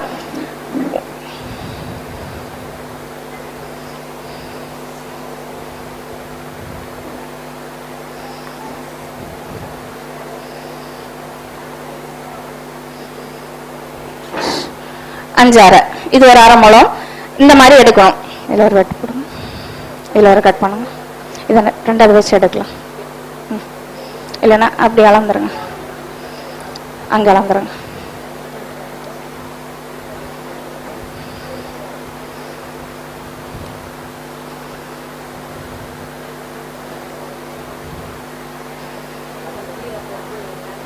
இதுல ஒரு வெட்டு,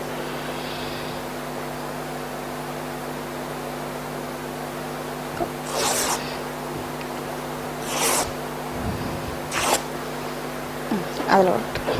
இதே 5.5 முழம் அளவுல இன்னும் ஒரு துணி கூட எடுக்கணும். 2 துணியா நம்ம எடுப்போம். ஏன்னா இதோடைய வீதி பார்த்தோம்னா இவ்வளவுதான் வரும்.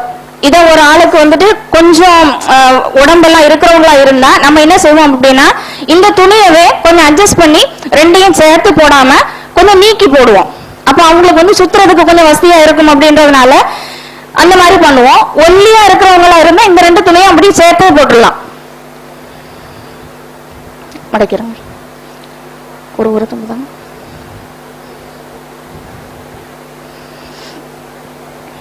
அடுத்தது நம்ம எடுக்கக்கூடியது நம்ம உள்ள அணிவிக்கக்கூடிய ஆடைகள். சரியா, இத பெண்களுக்கு வந்து மேலாடை கீழாடை, உள்ளாடையை வந்து மேல ஒரு ஒரு போர்ஷன், இடுப்புக்கு மேல ஒரு துணி, இடுப்புக்கு கீழே ஒரு துணி அப்படின்னு சொல்லி 2 துணி நம்ம எடுப்போம். அது வந்து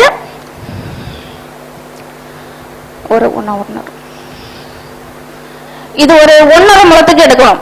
இது வந்து கீழே நம்ம யூஸ் பண்ணக்கூடிய துணி, இடுப்புக்கு கீழே நம்ம யூஸ் பண்றதுக்குள்ள துணி.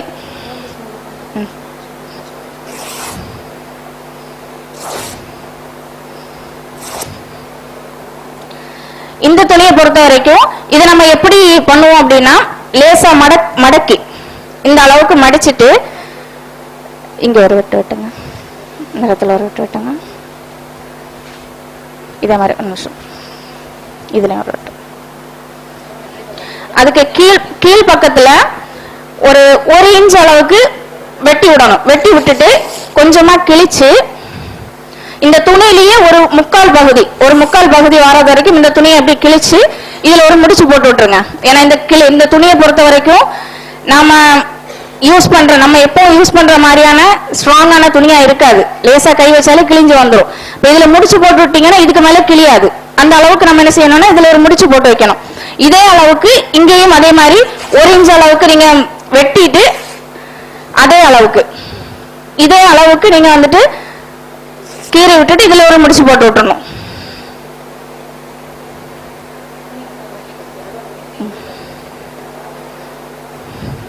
இந்த துணி பாத்தீங்கன்னா கடைசியில நம்ம எடுக்கும் போது இந்த மாதிரி இருக்கும்.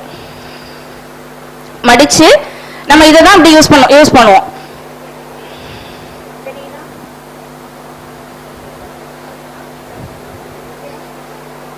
ஸ்டார்டிங் இது ஸ்டார்டிங்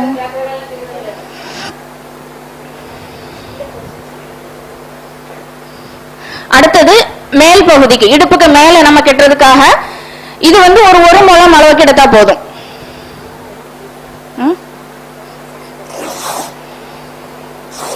இது வந்து ஒவ்வொருத்தருடைய உடல் வாழ்க்கை ஏற்ற மாதிரி கொஞ்சம் மாறுபடும்.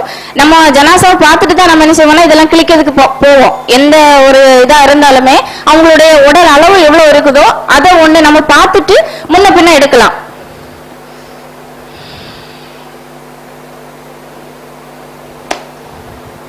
இதை இப்படி 2ஆ மடிச்சிட்டு இதுல ஒரு 4 5 இடத்துல வந்து கீரல் போடணும். சின்னதாக பண்ணுறோம். சரி, இதுல ஒண்ணு இந்த மாதிரி கீரல் போட்டுட்டு நம்ம கொஞ்சம் கூட இதை வந்து கிழிச்சு எடுக்கணும்.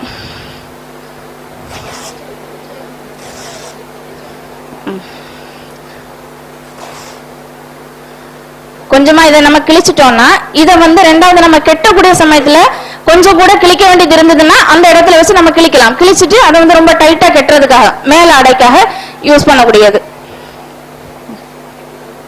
சட்டை காட்டுறதுக்கா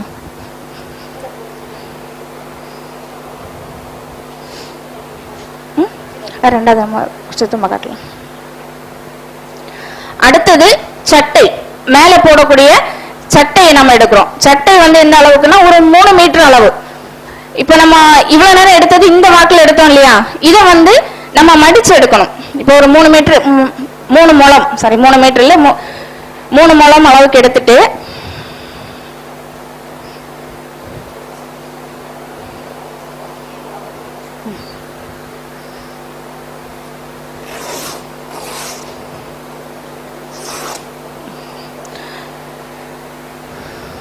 இந்த துணி வந்து இந்த வாக்குல இருக்கு இல்லையா, இதை வந்து நம்ம இந்த மாதிரி எடுக்கணும்.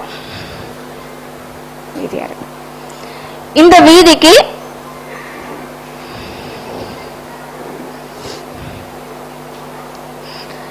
வீதிக்கு எடுத்துட்டு ஒரு செட் இதை மடக்கணும். மடிச்சுட்டு இன்னும் ஒரு பக்கம் கூட மடிச்சுட்டு நம்ம இந்த இடத்துல ஒரு வெட்டு வெட்டணும். இது எதுக்குன்னா தலையை போடுறதுக்காக, கழுத்து பகுதியாட்டி இதை நம்ம போடுவோம்.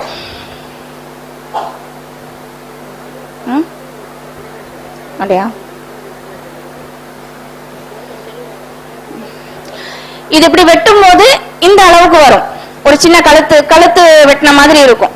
இதை வந்து நம்ம தலையில போடுவோம். போடக்கூடிய சமயத்துல வந்து நமக்கு கொஞ்சம் கழுத்து அளவு வந்து அவங்களுடைய தலை அளவு கொஞ்சம் பெருசா இருக்குது அப்படின்னா நம்ம என்ன செஞ்சுக்கலாம்னா இந்த நடுவுல வந்து ஒரு சின்ன வெட்டு, இந்த கழுத்து இருக்கு இல்லையா, இந்த போடக்கூடிய இந்த இடத்துல ஒரு சின்ன வெட்டு வெட்டலாம்.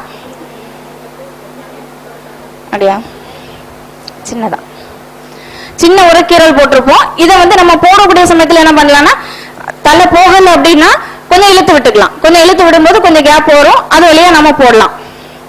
இது வந்து சட்டை.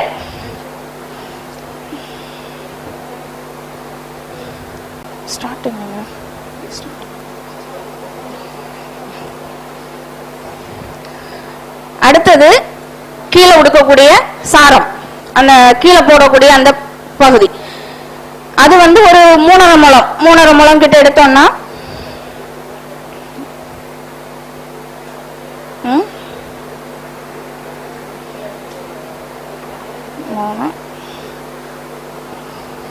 என்ன இருக்கும் இருக்கலாம். இது ரொம்ப வீதியா இருக்கு, துணி நல்ல வீதி.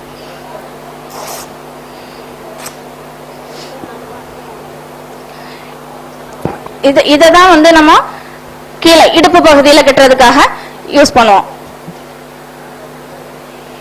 இது வந்து ஒவ்வொருடைய உடம்புக்கு ஏற்ற மாதிரி கொஞ்சம் மாறுபடும். கொஞ்சம் பெரிய ஜனாசாவா இருந்ததுன்னா, கொஞ்சம் வண்ணமா இருக்கிறாங்கன்னா இதை வந்து நம்ம கொஞ்சம் கூடுதலா எடுத்துக்கலாம். இந்த துணியை வந்து கொஞ்சம் கூடுதலா எடுத்துக்கலாம். அத மக்கனால எடுக்கலாம். இனி மீதி இருக்க துணி வந்து நமக்கு பெண் ஜனாசா பொறுத்த வரைக்கும் கீழே சாரம், ஒரு சட்டை, ஒரு மக்குனா தான் கூடுதலா நமக்கு தேவைப்படும். ஆண்களுக்கு வந்து அந்த மக்குனா தேவைப்படாது. பெண்களுக்கு கூடுதலா வரக்கூடியதுன்னா இந்த மக்குனா துணி. இத வந்து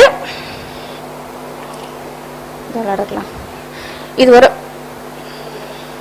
3 இது மொத்தமா யூஸ் பண்ணலாம். 9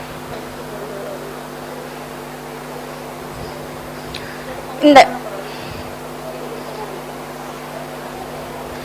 மீதி கொஞ்சம் துணியை நம்ம வந்துட்டு கெட்டுறதுக்காக யூஸ் பண்ணுவோம். அந்த கெட்டுற துணியை போக மீதி எல்லாமே இது மக்கனாக்காக நம்ம எடுத்துக்கலாம். மக்கனாக்கு வந்து முழுசா எடுத்துக்கலாம் அந்த பகுதியை. இருக்கட்டும்.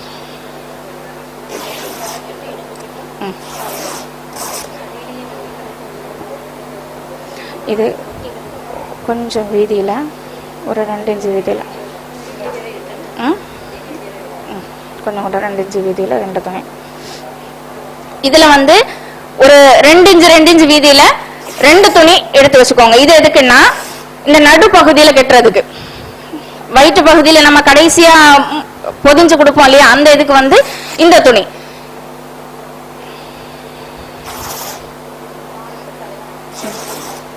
இது வந்து சில பேருக்கு ஒரு துணியே போதும், இந்த ஒரு நீள துணியே போதுமானதா இருக்கும் சில பேருக்கு, சில உடல்களுக்கு. சில பேருக்கு இத ஜாயின் பண்ணி கெட்டுற மாதிரி இருக்கும். கொஞ்சம் பெரிய உடம்பா இருந்ததுன்னா இந்த 2 துணியை ஜாயின் பண்ணிட்டு இதுல நமக்கு போட்டு கெட்டுற மாதிரி இருக்கும். இந்த 2 துணியை அதுக்காக இது ஒரு சின்னதா போகும்.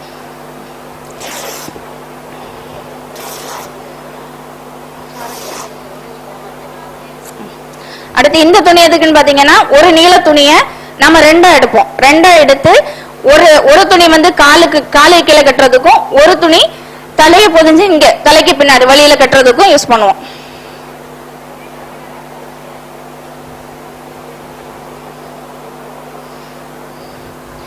மீதி இருக்க துணிகள் எல்லாம் வந்து நம்ம தேவைப்பட்டுன்னா, நம்ம இப்ப சாரம் உடுத்து கொடுப்போம் இல்லையா, அது வந்து சில பேருக்கு டைட்டா இருக்காது. ரொம்ப ஒல்லி உடம்பா இருந்தாங்கன்னா நம்ம எவ்வளவு பிடிச்சு டைட் பண்ணாலும் டைட்டா நிக்காது. அந்த சமயத்துல என்ன பண்ணலாம்னா, நம்ம அப்படி முடிச்சு சாரத்தை உடுத்து கொடுத்துட்டு கீழே இருந்து ஒரு கெட்டு கொஞ்சம் ஸ்ட்ராங்கா இருக்கிறதுக்காக, அந்த சாரம் அசையாம அங்கங்க நீங்காம இருக்கிறதுக்காக நம்ம என்ன செய்வோம்னா கெட்டி விடலாம். அதுக்காக நம்ம இந்த துணியை பயன்படுத்தலாம் ஒரு கெட்டுறதுக்காக. அதே மாதிரி சில பேருக்கு எப்படி இருக்கும்னா, வாய் வந்து ஓப்பனாவே இருக்கும், வாய் வந்து தாண்டு இருக்கும், அது தாடை வந்து தாண்டே இருக்கும். அவங்க ரொம்ப நாளா படுக்கையிலே இருந்தவங்களா இருந்தா டக்குன்னு எல்லாம் மூடாது. அந்த மாதிரி இருக்கிற ஜனாசாக்கு என்ன பண்ணலாம்னா இந்த துணிகளை பயன்படுத்தி கெட்டலாம். இந்த நாடி கெட்டுலாம் சொல்லுவாங்க இல்லையா, அந்த மாதிரி இந்த நாடியை பிடிச்சு தூக்கி மேல இந்த தலைப்பகுதியில ஒரு ஸ்ட்ராங்கா ஒரு கெட்டு போட்டு விடலாம். இந்த மாதிரி விஷயங்களுக்கு எல்லாம் யூஸ் பண்ணலாம். கால் அதே மாதிரி சில பேருக்கு ரொம்ப நாளா அந்த கால் வந்துட்டு ஃபங்க்ஷன் ஆகாம அப்படியெல்லாம் இருந்ததுன்னா மரணிச்சதுக்கு அப்புறமும் இப்படி இருக்கும்னா சில பேருக்கு அந்த கால் அப்படி முரண்டும். அப்படி இருக்கிற நபர்களுக்கு என்ன செய்யலாம்னா இந்த காலை பிடிச்சி கெட்டுவாங்க, ரெண்டையும் சேர்த்து பெருவிரல் ரெண்டையும் பிடிச்சி கெட்டி வைக்கலாம். அந்த மாதிரி இதுக்கெல்லாம் இந்த மீதி வரக்கூடிய துணிகளை நம்ம என்ன செய்யலாம்னா உபயோகப்படுத்தலாம். இது இருக்கட்டும், இப்போ வெட்டானா ஒன்னா சொல்லுவோமா, அந்த கீழே உள்ளதை காட்டுங்க.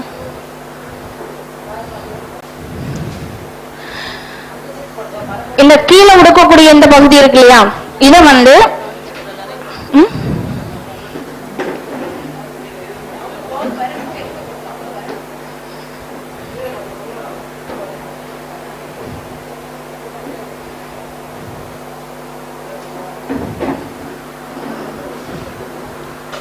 இந்த கீழே உடுக்கக்கூடிய பகுதி இருக்கு இல்லையா, இதை வந்து நம்ம துணிகளை வந்து நம்ம என்ன செய்வோம்னா இதை ஒரு பாதிக்கும் கொஞ்சம் குறைவா, சரியா, இப்படி இந்த துணியை நம்ம எடுக்கிறோம்னா இந்த இந்த இந்த மாதிரி எடுக்கணும். இது வந்து உள்பக்கம் மேல் பக்கம் வர மாதிரி, இந்த மடிப்பு வந்துட்டு மேல் பக்கம் வர மாதிரி நம்ம இந்த துணியை போட்டுட்டு ஒரு பாதிக்கும் குறைவா நம்ம இதை இப்படி சுருக்கி எடுக்கணும். இப்படி சுருக்கிட்டு என்ன செய்வோம்னா இந்த இடத்துல வச்சுட்டு நம்ம குளிப்பாட்டும் போது ஒரு முறை பார்த்தோம் இல்லையா, இந்த காலை ஒரு காலை அந்த பக்கம் திருப்புறதா இருந்தா வலது காலை எடுத்து இடது காலுக்கு மேல போடணும். கையை வந்து இப்படி வயிற்றுக்கு மேல வச்சுட்டு, இப்ப நம்ம உங்களுக்கு காமிக்கிறதுக்காக அங்க ஆள் இல்லை, ஆனா குளிப்பாட்டும் போது நம்ம என்ன செய்வோம்னா அந்த பக்கம் ஆள் நிற்போம் இல்லையா, அந்த ஆட்கள் என்ன செய்வாங்கன்னா அங்க இருந்து இவங்களை இங்க திருப்புவாங்க. திருப்பும் போது என்ன ஆகும்னா யாருக்கு ரொம்ப கனமா தெரியாது, 2-3 பேர் நின்று அப்படி திருப்பும் போது சிரமம் இருக்காது, ஏன்னா காலை நம்ம அங்க தூக்கி வச்சிட்டோம் இல்லையா. அதனால இப்ப என்ன செய்வோம்னா இந்த துணியை முழுசா உள்ள விடணும். எவ்வளவு தூரம் அது போகுதோ அந்த அளவுக்கு என்ன செய்யணும்னா இந்த இடுப்புக்கு பக்கத்துல சரியா அந்த இடுப்பு பக்கத்துல வர மாதிரி இந்த துணியை நம்ம உள்ள விடுவோம். உள்ள விட்டுட்டு இங்க திருப்புவோம். திருப்பிட்டு இந்த காலை தூக்கி இங்க வச்சுட்டு அந்த காலை இங்க தூக்கி வைக்கணும்.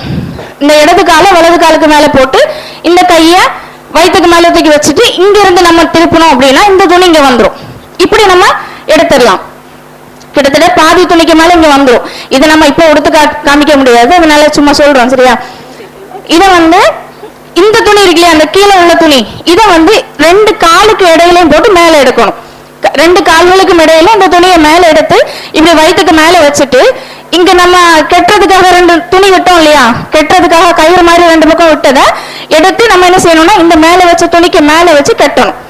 இதுக்கு இடையில நம்ம வந்துட்டு கொஞ்சம் பஞ்சு ஏதாவது வைக்கிறதா இருந்தாலும் வைக்கலாம், அது வந்து தப்பு கிடையாது. சில ஆளுக்கு ரத்த போக்கு உள்ளவங்க இல்லைன்னா சில பேருக்கு என்னன்னா மோஷன் வந்து நம்ம எவ்வளவு கிளீன் பண்ண சில ஆளுக்கு வந்துகிட்டே இருக்கும். அப்ப என்ன பண்ணுவோம்னா முடிஞ்ச வரைக்கும் நம்ம தொடச்சிட்டு அந்த மாதிரி சில கற்பூரம் வைக்கிறதா இருந்தா கற்பூரம் வைக்கலாம். ஏன்னா எதுக்குன்னா ஒரு கிருமி நாசினியா வேணா நம்ம என்ன செஞ்சுக்கலாம் வச்சுக்கலாம். பஞ்சுல அந்த கற்பூரத்தை வச்சு நம்ம இந்த மாதிரி கட்டலாம். இது மாதிரிதான் வரும். இந்த துணி வந்து மேல இந்த துணியை தூக்கி மேல போட்டு இந்த கயிறு 2 வரும். இதை வந்து ஸ்ட்ராங்கா கட்டிடணும். நம்ம பிள்ளைங்களுக்கு எல்லாம் குழந்தைங்களுக்கு எல்லாம் பேம்பஸ் எல்லாம் வச்சு கொடுப்போம் இல்லையா, அதே மாதிரிதான் அந்த மாதிரி என்ன செஞ்சுக்கலாம் வச்சு கட்டி விடணும். இந்த எடுத்துருமா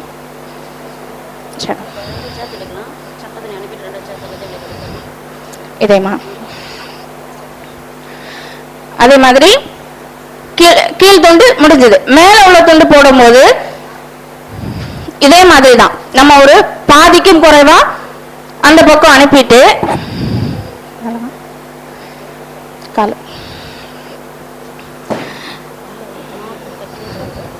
மார்பு கச்சு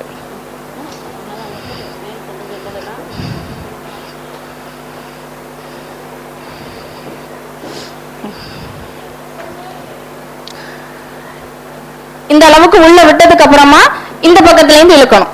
இந்த துணியை எடுக்கும் போது இந்த அளவுக்கு வெளியில வந்துடும். ரொம்ப சிரமம் இல்லாம வெளியில வந்துடும். ஏன்னா நம்ம முடிஞ்ச வரைக்கும் உள்ள தள்ளி கொண்டு போறதுனால ஈஸியா அது வெளியே வந்துடும். இதுக்கப்புறம் என்ன செய்யணும்னா கையை எடுத்துட்டு மேல கட்டுறதுக்கு கையை எடுத்துட்டு இந்த மேல் பகுதி மார்பு கச்சை அந்த மேல் பகுதியில வந்துட்டு நம்ம என்ன செய்வோம்னா கட்டுவோம். கட்டும் போது இந்த துணியை வந்து இதுதான் கட்டுவோம். இந்த கெட்டக்கூடிய பகுதி இதுதான். இது ரொம்ப சின்ன உடம்பா இருந்ததுன்னா நம்ம என்ன செஞ்சுக்கலாம்னா கீறி விட்டுட்டு எவ்வளவு தூரம் டைட்டா கட்ட முடியுமோ அந்த அளவுக்கு கட்டணும். இங்கேயும் வந்து நம்ம என்ன செஞ்சுக்கலாம்னா பஞ்சு உபயோகப்படுத்தலாம். சில பேருடைய உடம்பு வந்து லேசா தொட்டாலே ரொம்ப நாள் அவங்க படுக்கையில இருந்திருந்தாங்கன்னா பிஞ்சு வர்ற மாதிரி இருக்கும். ரொம்ப சாஃப்டா இருக்கும். அவங்களுடைய உடல் வந்துட்டு ரொம்ப மெல்லிசா இதா இருக்கும். அப்ப நமக்கு ஒரு மாதிரி இருந்துச்சுன்னா நம்ம என்ன செஞ்சுக்கலாம்னா பஞ்சு வச்சுக்கலாம். பஞ்சு வச்சு கொஞ்சம் ஸ்ட்ராங்கா கட்டலாம். இந்த இந்த கெட்டுகள் எல்லாம் வந்துட்டு கொஞ்சம் அழுத்தமாவே போடலாம். நம்ம அந்த உடம்ப வந்து அசிங்கமா காட்டாம வெளியில வந்து கண்ணியமான முறையில இருக்கணும் அப்படின்றதுக்காக நம்ம இந்த மாதிரி ஆடைகள் எல்லாம் கொடுத்து கொடுக்கிறோம். ரொம்ப உள்ள போயிட்டு இந்த மாதிரி கெட்டணும். இதை எடுத்துடலாம். எடுத்துருமா?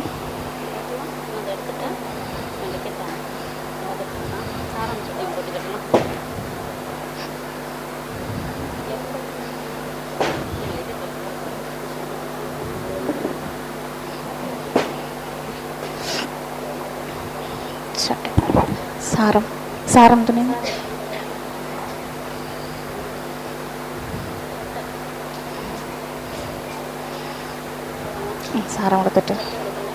சாரம் கொடுத்துட்டு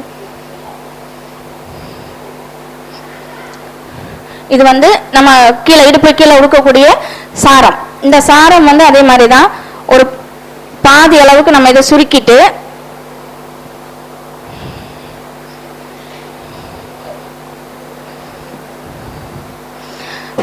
இடுப்பு கிட்ட வர மாதிரி, இந்த மேல் பகுதி வந்து இடுப்பு கிட்ட வர மாதிரி நம்ம இதை உள்ள விட்டுட்டு பாருங்க. அதே மாதிரி இந்த காலை தூக்கி மேல வச்சுட்டு கையை தூக்கி மேல வச்சுட்டு இங்க திருப்பினோம்னா இந்த துணி இங்க வந்துடும்.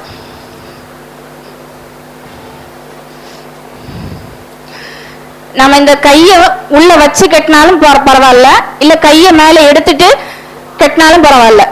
கையை வச்சிரோமா?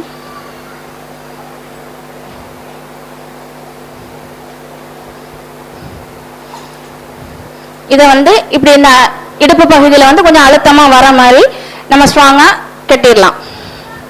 இந்த கெட்டு வந்து ஸ்ட்ராங்கா இல்லைன்னு நமக்கு தோணுச்சுன்னா துணி எக்ஸ்ட்ரா எடுத்து வச்சிருக்கோம் இல்லையா, அந்த மேலே கட்டுறதுக்குள்ள துணி, அதை வந்து இதுக்குள்ளோட கொடுத்து இந்த மாதிரி கட்டணும். எது கயிறு கொடுக்கறதா இருந்தாலும் இதே மாதிரி தான். காலை தூக்கி போட்டு திருப்பிட்டு கயிறை உள்ள விட்டுட்டு பாதி கயிறை உள்ள விட்டுட்டு திரும்ப இங்க திருப்பிட்டு அந்த கயிறை வெளியே எடுத்து மேலே கட்டணும். இந்த மாதிரி தான் கட்டுவோம். கட்டிட்டு இதெல்லாம் கொஞ்சம் அழுத்தி நம்ம வந்துட்டு கொஞ்சம் ஸ்ட்ராங்கா இருக்கிற மாதிரி உள்ள விட்டுடலாம்.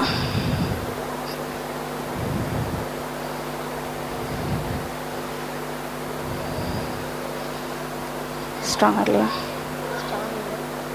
பரவாயில்ல. 20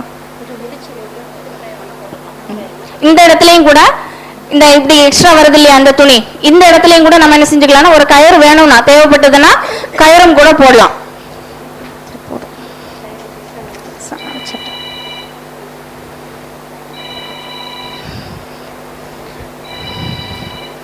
இந்த சட்டை துணி நம்ம ஒரு கீரல் போட்டு வச்சிருக்கோம் இல்லையா, இந்த பகுதி முன்னாடி வர்ற மாதிரி இந்த சட்டையை நம்ம வந்து உள்ள போடணும்.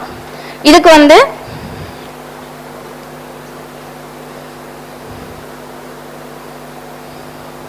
இந்த பகுதியை வந்து அப்படியே சுருட்டி நம்ம பண்ணோம் இல்லையா, அதே மாதிரிதான்.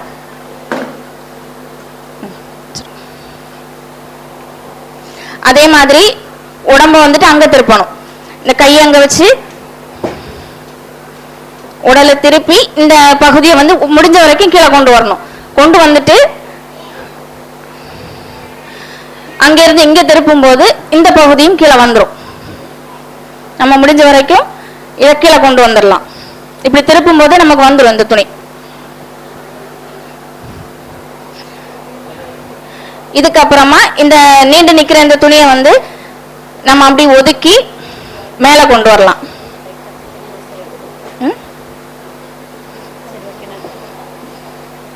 இந்த ரெண்டு துணியையும் சேர்த்து உள்பக்கமா இதை தள்ளிட்டு நம்ம என்ன செய்யணும்னா மேல கொண்டு வந்துடலாம். மேல கொண்டு வரும்போது இந்த ரெண்டு துணி இருக்கு இல்லையா, நமக்கு கொஞ்சம் ரொம்ப ஒல்லி உடம்பா இருந்ததுன்னா இந்த துணி நிறைய வரும். இது கொஞ்சம் வீதியான துணியா இருக்கிறதுனால கொஞ்சம் நிறைய துணி இருக்கும். இதுல வந்து நமக்கு தேவைன்னா என்ன பண்ணிக்கலாம்னா ஒரு முடிச்சு போட்டுக்கலாம். பெரிய உடம்பா இருந்தா இந்த மாதிரி கொண்டு வர முடியாது. அப்ப நம்ம சுருக்கி சும்மா வச்சா போதும். இந்த இடத்துல ஏதாவது மடிச்சு வச்சுட்டா போதும். இது வந்து இங்கேயும் இங்கேயும் ஒரு கெட்டு போட்டுடலாம். அப்ப இன்னும் கொஞ்சம் நமக்கு நல்ல ஸ்ட்ராங்கா இருக்கும். இதுக்கடுத்து மக்கனா, மேல போடக்கூடிய மக்கனா.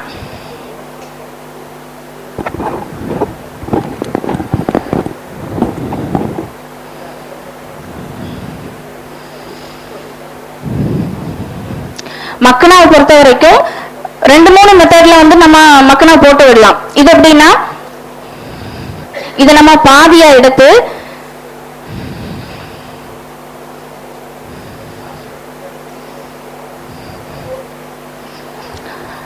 அந்த ஜனாசாவுடைய அளவு என்னன்னு பார்க்கணும். அந்த தலையுடைய அளவை நம்ம சும்மா வச்சு பார்த்தாலும் போதும். வைக்கும்போது இந்த அளவுக்கு வருது அப்படின்னா இந்த இடத்துல என்ன செய்யலாம்னா ஒரு சின்ன கீறல் போடணும். சின்னதா ஒரு 2 கீறல் போடணும். அடுத்தடுத்து ஒரு 1/2 இன்ச்சு கேப்ல வந்து நம்ம வந்து 2 கீறல் போட்டோம்னா அதை கொஞ்சம் கிழிச்சு விட்டுட்டு நம்ம போடும்போது அதை லேசா கிழிச்சு விட்டுட்டு அதை வச்சு நம்ம என்ன செய்யலாம்னா முடிச்சு போடலாம். அந்த தலைக்கு ஏற்ற மாதிரி வச்சுட்டு இதை வந்து முடிச்சு போடலாம். அதை நான் காட்டிடும் போட்டுடும்.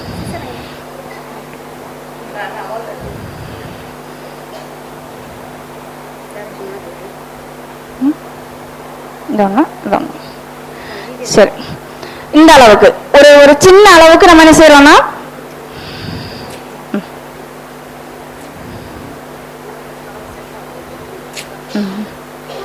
இப்படி நம்ம சின்னதா கிழிச்சு விட்டுட்டோம்னா இந்த 2 பகுதியும் பிடிச்சு முடிச்சு போடலாம். இப்படி தலையில வச்சுட்டு முடிச்சு போட்டு விட்டுலாம். அப்ப அவங்க முகத்துக்கு ஏற்ற மாதிரி அது இருக்கும். மீதி இருக்கிறதுல நம்ம என்ன செஞ்சிடலாம்னா மடிச்சு விட்டுலாம். இந்த பிள்ளைங்களுக்கு எல்லாம் நம்ம சின்னதா மஃப்தா போட்டு மடிச்சு விடுவோம் இல்லையா, அந்த மாதிரி சின்னதா அந்த முகத்துக்கு ஏற்ற மாதிரி வச்சுட்டு மடிச்சு விட்டுக்கலாம். அப்படி இல்லைன்னா நம்ம இதே துணியை வந்து முக்கோண ஷால் போடுவோம் இல்லையா, அந்த மாதிரியும் போட்டுக்கலாம். இப்படி முக்கோணமா எடுத்தோம்னா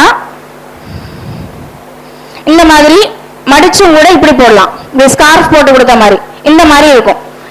மடிச்சு 2ஆ இருக்கும். 2ஆ இருக்கிறது நம்ம மடிச்சு இப்படி போட்டு கொடுக்கலாம். இப்படியும் போடலாம். அப்படி இல்லைன்னா கொஞ்சம் துணியை மட்டும் மடிச்சுட்டு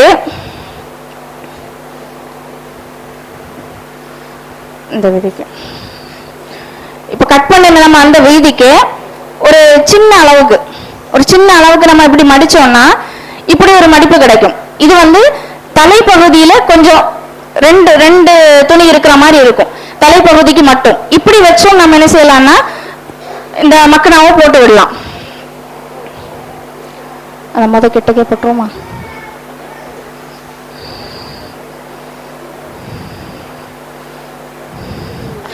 இதுக்கு வந்து நம்ம என்ன செய்யணும்னா போட்டு கொடுத்துட்டு என்ன செய்யணும்னா ஏதாவது கத்திரி வச்சோ இல்ல ஏதாவது ஒரு பொருளை வச்சு சின்னதா 2 பக்கமுமே ஓட்டை போடணும். சின்னதா ஒரு ஓட்டை போட்டுட்டு ஒரு சின்ன துணி இதுல இருந்தே நம்ம கட் பண்ணி எடுக்கலாம்.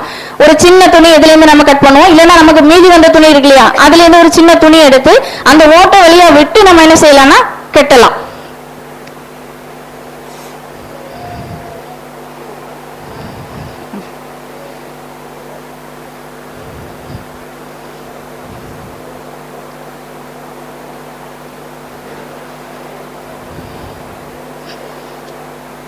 இப்படி ஒரு அளவுல நம்ம அளந்து எடுத்துட்டு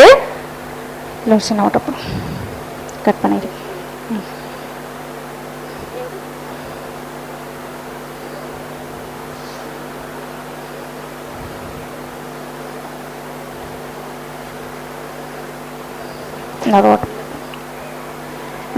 கத்திரி உள்ள விடணும்.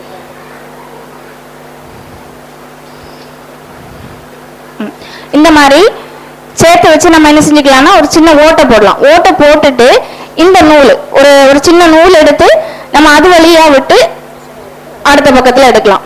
இப்படி எடுத்துட்டு நம்ம என்ன செய்யலாம்னா கட்டி விடலாம். இது வந்து கொஞ்சம் கூட ஸ்ட்ராங்கா இருக்கும்.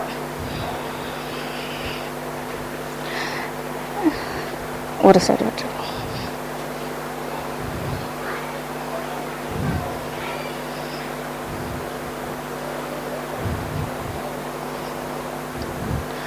மக்கனா விடைய துணியையும் நம்ம சட்டை போட்டது மாதிரிதான் அப்படி உள்ள எடுத்துட்டு முழுசா சுருக்கி உள்ள எடுத்துட்டு நம்ம வந்துட்டு ஜனாசாவை அங்க திருப்பி இங்க திருப்பி நம்ம வந்துட்டு அந்த அட்ஜஸ்ட் பண்ணலாம். அது வைங்க.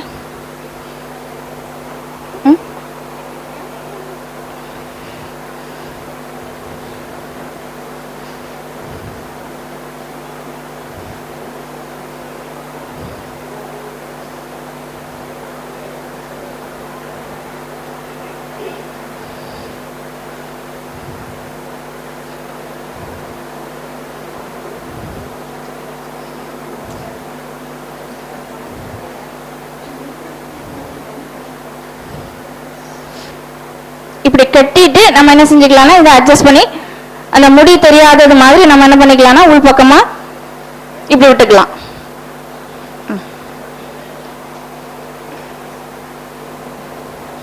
சரிங்க.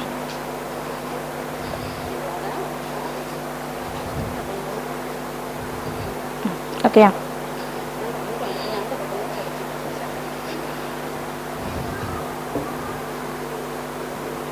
இப்படி ஃபுல்லா வந்துடும். நம்ம சரிச்சு இங்க எடுக்கும் போது துணி ஃபுல்லா வந்துடும்.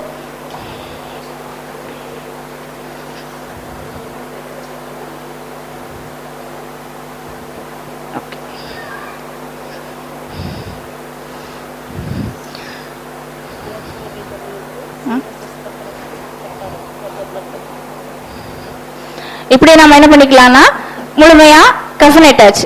இப்போ நம்ம இப்போ கஃபனேட்டு கொடுக்கும்போது இப்போ பெண்களே நம்ம வந்துட்டு என்ன செஞ்சுக்கலாம்னா லாஸ்டா நம்ம போடுவோம் இல்லையா, அது வரைக்குமே நம்ம வந்துட்டு கஃபனிட்டு தலையை மட்டும் திறந்து வச்சு நம்ம என்ன செஞ்சுக்கலாம்னா ஆண்கள் இடத்துல கொடுக்கலாம். முன்னாடி நம்ம வந்து அங்க பாய் போட்டு வச்சிருப்பாங்க, ஆண்கள் வந்து பாய் போட்டு பாய்க்கு மேல 2 துணியை விரிச்சு வச்சிருப்பாங்க இல்லையா, அதையுமே நம்ம என்ன செஞ்சுக்கலாம்னா நம்மளே போட்டு கொடுத்துடலாம். அதுக்கான துணி தான் வந்து நம்ம ஒரு 5.5 முழத்துல 2 துணி எடுத்தோம் இல்லையா, அந்த துணி கடைசியா அந்த பொதியக்கூடிய அந்த துணி. அத வந்து இப்ப சின்ன உடம்பா இருக்குதுன்னா 2 துணியையுமே ஒரே மாதிரி போட்டுக்கலாம். 2யுமே இப்படி சேர்த்து வச்சு நம்ம வந்து கஃனிடலாம். கொஞ்சம் உடம்பு இருக்கிறவங்களா இருந்தா இந்த துணியை என்ன செஞ்சுக்கலாம்னா கொஞ்சம் நீக்கிக்கும் இந்த மாதிரி. சரியா? இப்படி கொஞ்சம் நீக்கணும்னா மொத்தமா சேர்த்து கொஞ்சம் வீதி நிறைய கிடைக்கும். இப்படி கொஞ்சம் நீக்கி போட்டோம்னா அந்த மாதிரி இருக்கும். அப்படி நம்ம விரிச்சிட்டு கஃனிட்டோம் அப்படின்னா கொஞ்சம் பெரிய உடம்புகளுக்கு அது வந்து சரியா இருக்கும்.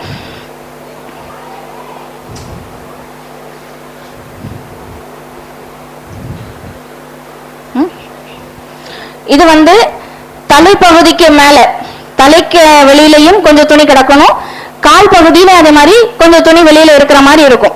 இதை வந்து நம்ம என்ன செய்யறோம்னா அப்படியே முதல்ல மடிச்ச மாதிரிதான் ஒரு பாதி அளவுக்கு மடிச்சுட்டு கீழே போடுறோம். மணி கொஞ்சம் பிடிங்க.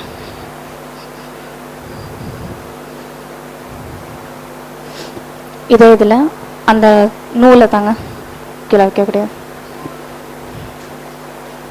பெரிய நூல். முதல்ல வயிற்று பகுதியில கட்டுறதுக்காக நம்ம ஒரு துணி எடுத்து வச்சோம் இல்லையா கொஞ்சம் வீதியாட்டு, அந்த துணியும் கூட நம்ம இதுக்கு கீழே போட்டு அந்த பக்கம் விடணும்.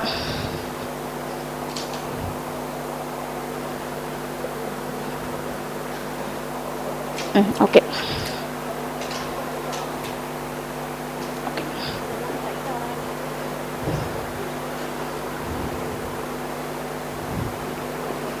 அந்த துணி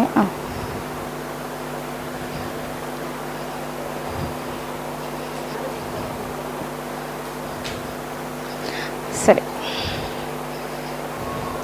இந்த துணி இப்படி வரும். முதல்ல கெட்டுறது நம்ம வந்து வயிற்று பகுதி நம்ம ரொம்ப டைட் பண்ணல, சரியா? ரொம்ப டைட் பண்ணி காமிக்கல, உங்களுக்கு கொஞ்சம் சிரமமா இருக்குன்றதுனால. ஆனா நம்ம ஜனாசாவை பண்ணும்போது நல்லா டைட்டாவே பண்ணணும். சரியா? இது வந்து இந்த வயிற்று பகுதியில வர மாதிரி நம்ம இந்த மாதிரி கட்டுவோம். இதை வந்து கொஞ்சம் ஸ்ட்ராங்கா கட்டி இந்த துணி எல்லாமே நீட்டா இருக்கிற மாதிரி, எங்கேயுமே நம்ம வந்து கடைசியா கொடுக்க கூடியது இல்லையா. அவங்க வந்து உயிரோட இருக்கும்போது எந்த அளவுக்கு கண்ணியமா இருந்திருப்பாங்களோ அந்த அளவுக்கு நம்ம என்ன செய்யணும்னா ஜனாசாவுக்கு கண்ணியத்தை கொடுக்கணும். அதே மாதிரி யார் வந்து அழகிய முறையில கஃனிட்டு கொடுக்குறாங்களோ அவங்களுக்கு அல்லாஹ் வந்து சொர்க்கத்துல நாளைக்கு சொர்க்கத்துல சுந்தூஸ் இஸ்தப்ரக் அப்படின்ற பட்டாடையை வந்து அணிவிச்சு கொடுப்பான் அப்படின்னு ரசூலுல்லாஹ் சொல்லியிருக்காங்க. அதனால நம்ம வந்து எந்த அளவுக்கு இதை வந்து கண்ணியப்படுத்தி சிறப்பான முறையில இந்த கஃனிட்டு கொடுக்க முடியுமோ அந்த அளவுக்கு ஜனாசாவுக்கு நம்ம என்ன செய்யணும்னா சிறந்த முறையில இந்த ஆடையை அணிவிச்சு கொடுக்கணும். அதே மாதிரி நம்ம குளிப்பாட்டும் போதும் சரி கஃனிடும் போதும் சரி நாம சில விஷயங்களை பார்க்க நேரிடும். அவங்களுடைய அந்தரங்க உறுப்புகளை நம்ம பார்க்க கூடாது. மேல வந்துட்டு யாரா இருந்தாலுமே அவங்க உயிரோடு இருக்கும்போது என்ன கண்ணியமோ அதே கண்ணியம் தான் ஜனாசாவா இருக்கும் போதும். நம்ம வந்து அந்தரங்க உறுப்புகளை பார்க்கறதுக்கு நமக்கு அனுமதி இல்லை. அதே நேரம் நம்ம மேல எல்லாமே துணி போட்டுதான் என்ன செய்வோம். எது செய்யறதா இருந்தாலுமே ஜனாசாவுடைய மேல வந்து துணி இருக்கும். துணி போட்டுதான் நம்ம என்ன செய்வோம்னா எல்லாம் செஞ்சு கொடுப்போம். அதே மாதிரி சில ரகசியங்கள் அவங்களுக்குன்னு இருக்கும். யாரா இருந்தாலுமே அவங்களுக்குன்னு சில ரகசியங்கள் இருக்கும். அதை நம்ம பார்க்க நேரிட்டு இருக்கும். ஆனா இந்த ரகசியத்தை என்ன செய்யக்கூடாது அப்படின்னா குறைகள் இருந்தாலும் சரி ஏதாவது அவங்க மறைச்சு வச்சிருப்பாங்க. வெளியில சொல்லியிருக்கவே மாட்டாங்க, யாருக்குமே அந்த விஷயம் தெரிஞ்சிருக்காது. ஆனா குளிப்பாட்ட போறவங்களுக்கு அந்த விஷயத்தை பார்க்க நேரிடும். இப்படி இருக்கக்கூடிய சமயத்துல நம்ம என்ன செய்யக்கூடாது அப்படின்னா, எதை பார்த்தாலும் அவங்களுடைய குறைகள் எதுவா இருந்தாலும் நாமளும் என்ன செய்யணும்னா அதை மறைச்சிடணும். யாருக்கிட்டையும் இதை பத்தி நம்ம சொல்லவோ வெளிப்படுத்தவோ கூடாது. இப்படி குறைகளை மறைக்கக்கூடியவங்களுக்கு அல்லாஹ் என்ன செய்யறான்னா 40 முறை பாவ மன்னிப்பு கொடுக்கிறேன்னு சொல்றாங்க. அல்லாஹ் 40 முறை பாவ மன்னிப்பு கொடுக்கிறான். யார் ஒரு ஜனாசாவை குளிப்பாட்டி அவங்களுடைய குறைகளை மறைக்கிறாங்களோ அவங்களுக்கு அல்லாஹ் கொடுக்கக்கூடிய வெகுமதி என்ன அப்படின்னா 40 தடவை அவங்க அல்லாஹ் என்ன செய்யறான்னா பாவ மன்னிப்பு கொடுக்குறான். அது சும்மா நமக்கு லேசா கிடைக்கக்கூடிய ஒரு விஷயம் கிடையாது. அப்போ பாவ மன்னிப்பு கொடுக்குறான் அப்படின்னா வெளிப்படுத்தினா கண்டிப்பா அதுக்கான தண்டனை இருக்கும். ஒரு விஷயத்துக்கு அல்லாஹ் வெகுமதி கொடுக்குறான்னா அதை செஞ்சிட்டோம் அப்படின்னா அதை நம்ம அல்லாஹ்வுடைய கட்டளையை மீறி செஞ்சிட்டோம் அப்படின்னா கண்டிப்பா அதுக்கு என்ன இருக்கும், தண்டனை இருக்கும், கேள்வி கணக்கு இருக்கும். அந்த அடிப்படையில் நம்ம என்ன செய்யக்கூடாது அப்படின்னா, என்ன ரகசியம் இருந்தாலும் சரி, என்ன குறைகள் இருந்தாலும் சரி, நம்ம என்ன செய்யக்கூடாதுன்னா வெளிப்படுத்தக்கூடாது. அது யார்கிட்டையும் போய் அதை பேசக்கூடாது. அதை குறித்து நம்ம சர்ச்சை செய்யக்கூடாது.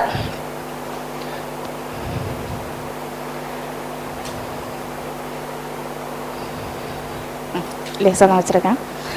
இது மாதிரி வச்சுட்டு மீதி இருக்க துணிகளை எல்லாம் இப்படி நல்லா இந்த காலோட சேர்த்து நல்லா டைட்டா வர்ற மாதிரி நம்ம என்ன செய்ய, இது எல்லாமே டைட்டா கட்டணும். நம்ம அவங்களுக்கு இதா இருக்கும்ன்றதுனால நம்ம அந்த அளவுக்கு பண்ணல. நல்லா டைட்டா சுத்தணும். இது எல்லாத்தையுமே நல்லா டைட்டா செய்யணும். டைட்டா சுத்திட்டு நம்ம அந்த முட்டாய் எல்லாம் பொதிஞ்சு வைப்போம் இல்லையா, இது மாதிரி என்ன செய்யணும்னா பொதிஞ்சு இந்த திருக்கி வைக்கணும். திருக்கிட்டு அதுல ஒரு 2 துணி எடுத்து வச்சோம் இல்லையா, அந்த துணியில ஒரு கயிறை இதுல கட்டணும். இப்படிதான் இந்த அளவுல தான் நம்ம என்ன செய்வோம்னா ஆண்கள் எடுக்க சொல்லுவோம். ஆண்கள் எடுத்துட்டு போயிட்டு லாஸ்டா பார்க்கக்கூடியவங்க இருப்பாங்க இல்லையா, ஜனாசா எல்லாம் நம்ம குளிப்பாட்டி லாஸ்டா பார்க்கக்கூடியவங்க யாராவது இருந்தா கூப்பிட்டு என்ன செய்வாங்கன்னா அந்த முகத்தை மட்டும் திறந்து வச்சிருப்பாங்க. இந்த லெவல்ல நம்ம என்ன செய்வோம்னா கஃன் ஆடை எல்லாம் அணிஞ்சு நம்ம பெண்களை எல்லாத்தையுமே செய்யலாம். இது அவ்வளவுமே செஞ்சுட்டு நம்ம கொடுத்துடலாம். ஆண்கள் கடைசி என்ன செய்வாங்கன்னா அந்த காலில் கட்டணும் இல்லையா, இதே மாதிரி இந்த முகத்துல உள்ளதையும் மூடிட்டு அதே மாதிரி திருக்கி நம்ம முட்டாய் பதிஞ்ச மாதிரியே திருக்கி அவங்க என்ன செய்வாங்கன்னா இந்த ஒரு கட்டு, இதையும் இந்த ஜனாசாவை மட்டும் தான் நம்ம என்ன செய்வோம் ஆண்கள் இடத்துல எடுத்துட்டு ஒப்படைப்போம் இல்லையா. இந்த அளவுக்கு என்ன செய்வோம்னா கஃன் ஆடை, இதுதான் கஃன் ஆடை உடுத்து கொடுக்கக்கூடிய முறை. இது ரசூலுல்லாஹ் இப்படிதான் காமிச்சு தந்தாங்களா அப்படின்னா அப்படி கிடையாது. ரசூலுல்லாஹ் அவங்க அணிஞ்சிருந்த உடுப்ப கூட கலத்தி கொடுத்தாங்க. அதே மாதிரி ரசூலுல்லாஹ்வுடைய மகள் மரணிச்சப்போ என்ன செஞ்சாங்கன்னா அவங்க உடுத்திருந்த வேஷ்டியை தான் கலத்தி கொடுப்பாங்க. இதை கொண்டு நீங்க என்ன செஞ்சுக்கோங்க கஃன் இட்டுக்கோங்க அப்படின்னு சொல்லி கொடுப்பாங்க. இது நம்ம இப்ப இருக்கிற இதுல கொஞ்சம் கண்ணியமான ஆடை அப்படின்ற முறையில நம்ம என்ன செய்யறோம்னா முடிஞ்ச வரைக்கும் நம்ம என்ன செய்யறோம்னா கண்ணியமான முறையில கஃன் இட்டு கொடுக்கறதுக்கான முறை. கஃன் இடுறதுல குறிச்சு ஏதாவது சந்தேகம் இருந்ததுன்னா கேளுங்க இன்ஷா அல்லாஹ்.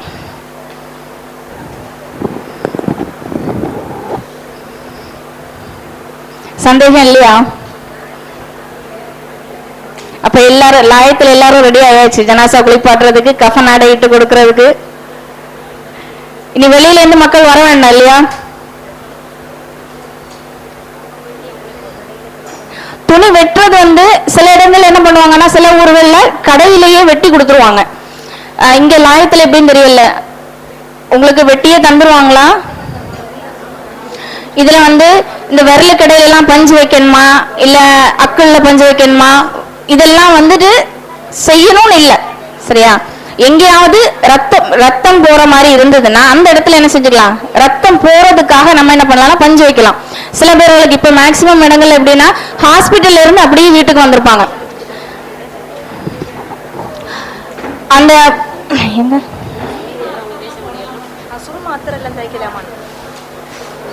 நறுமணம் பூசலாம். நறுமணம் பூசுறதுக்கு அதாவது சுருமா அத்தர் அந்த மாதிரியான விஷயங்கள் எல்லாம் போடலாமா, ஜனாசா எல்லாம் இப்படி கஃனிட்டதுக்கு அப்புறமா இதெல்லாம் செய்யணுமா அப்படின்னு சொல்லி கேட்கிறாங்க. அதாவது நறுமணம் பூசலாம். நறுமணம் பூசுறது அனுமதிக்கப்பட்ட ஒண்ணுதான். கஃனாடை ஜனாசாவை நறுமணத்தோட கொண்டு போறதுக்கு ரசூலுல்லாஹ் வலியுறுத்தி இருக்காங்க. அதை தாண்டி இந்த சுருமா எல்லாம் போடணுமான்னா அதெல்லாம் வேண்டாம். அதை நமக்கே தெரியும். நம்ம சில ஜனாசாக்களை பார்க்கும்போது அழகான ஜனாசாவை சுருமா போடுறன்ற பேர்ல, அழகுபடுத்துறன்ற பேர்ல வந்துட்டு இன்னும் நம்ம பார்க்க முடியாத அளவுக்கு பண்றதை நம்ம பார்ப்போம். ஆனா அதெல்லாம் ரசூலுல்லாஹ் வழிகாட்டல, ரசூலுல்லாஹ் அதுக்கு வந்து வலியுறுத்தல, அதை வழிகாட்டி தரவும் இல்லை சுருமா எல்லாம்.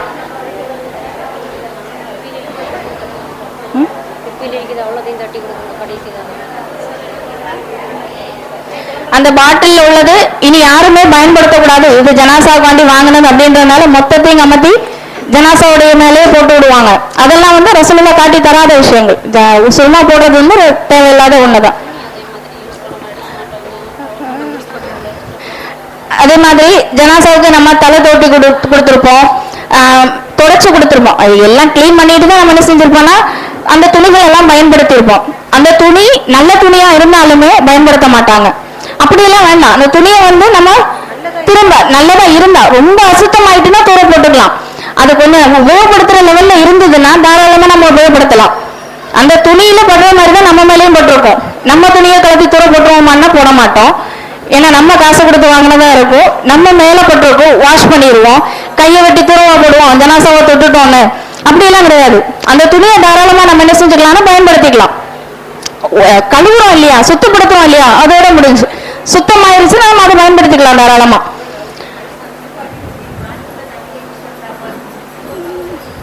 அசுத்தம் இருந்ததுன்னா உபயோகப்படுத்த வேண்டாம். அசுத்தம் இல்ல நல்லாதான் இருக்குதுன்னா தாராளமா பயன்படுத்தலாம்.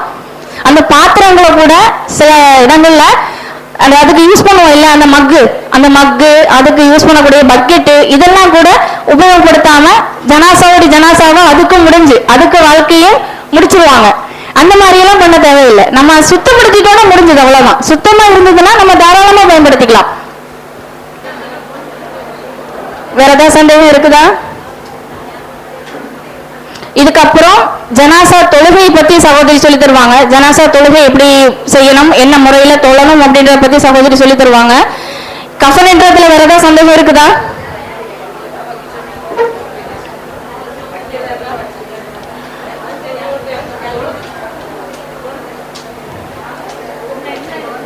அப்புறமா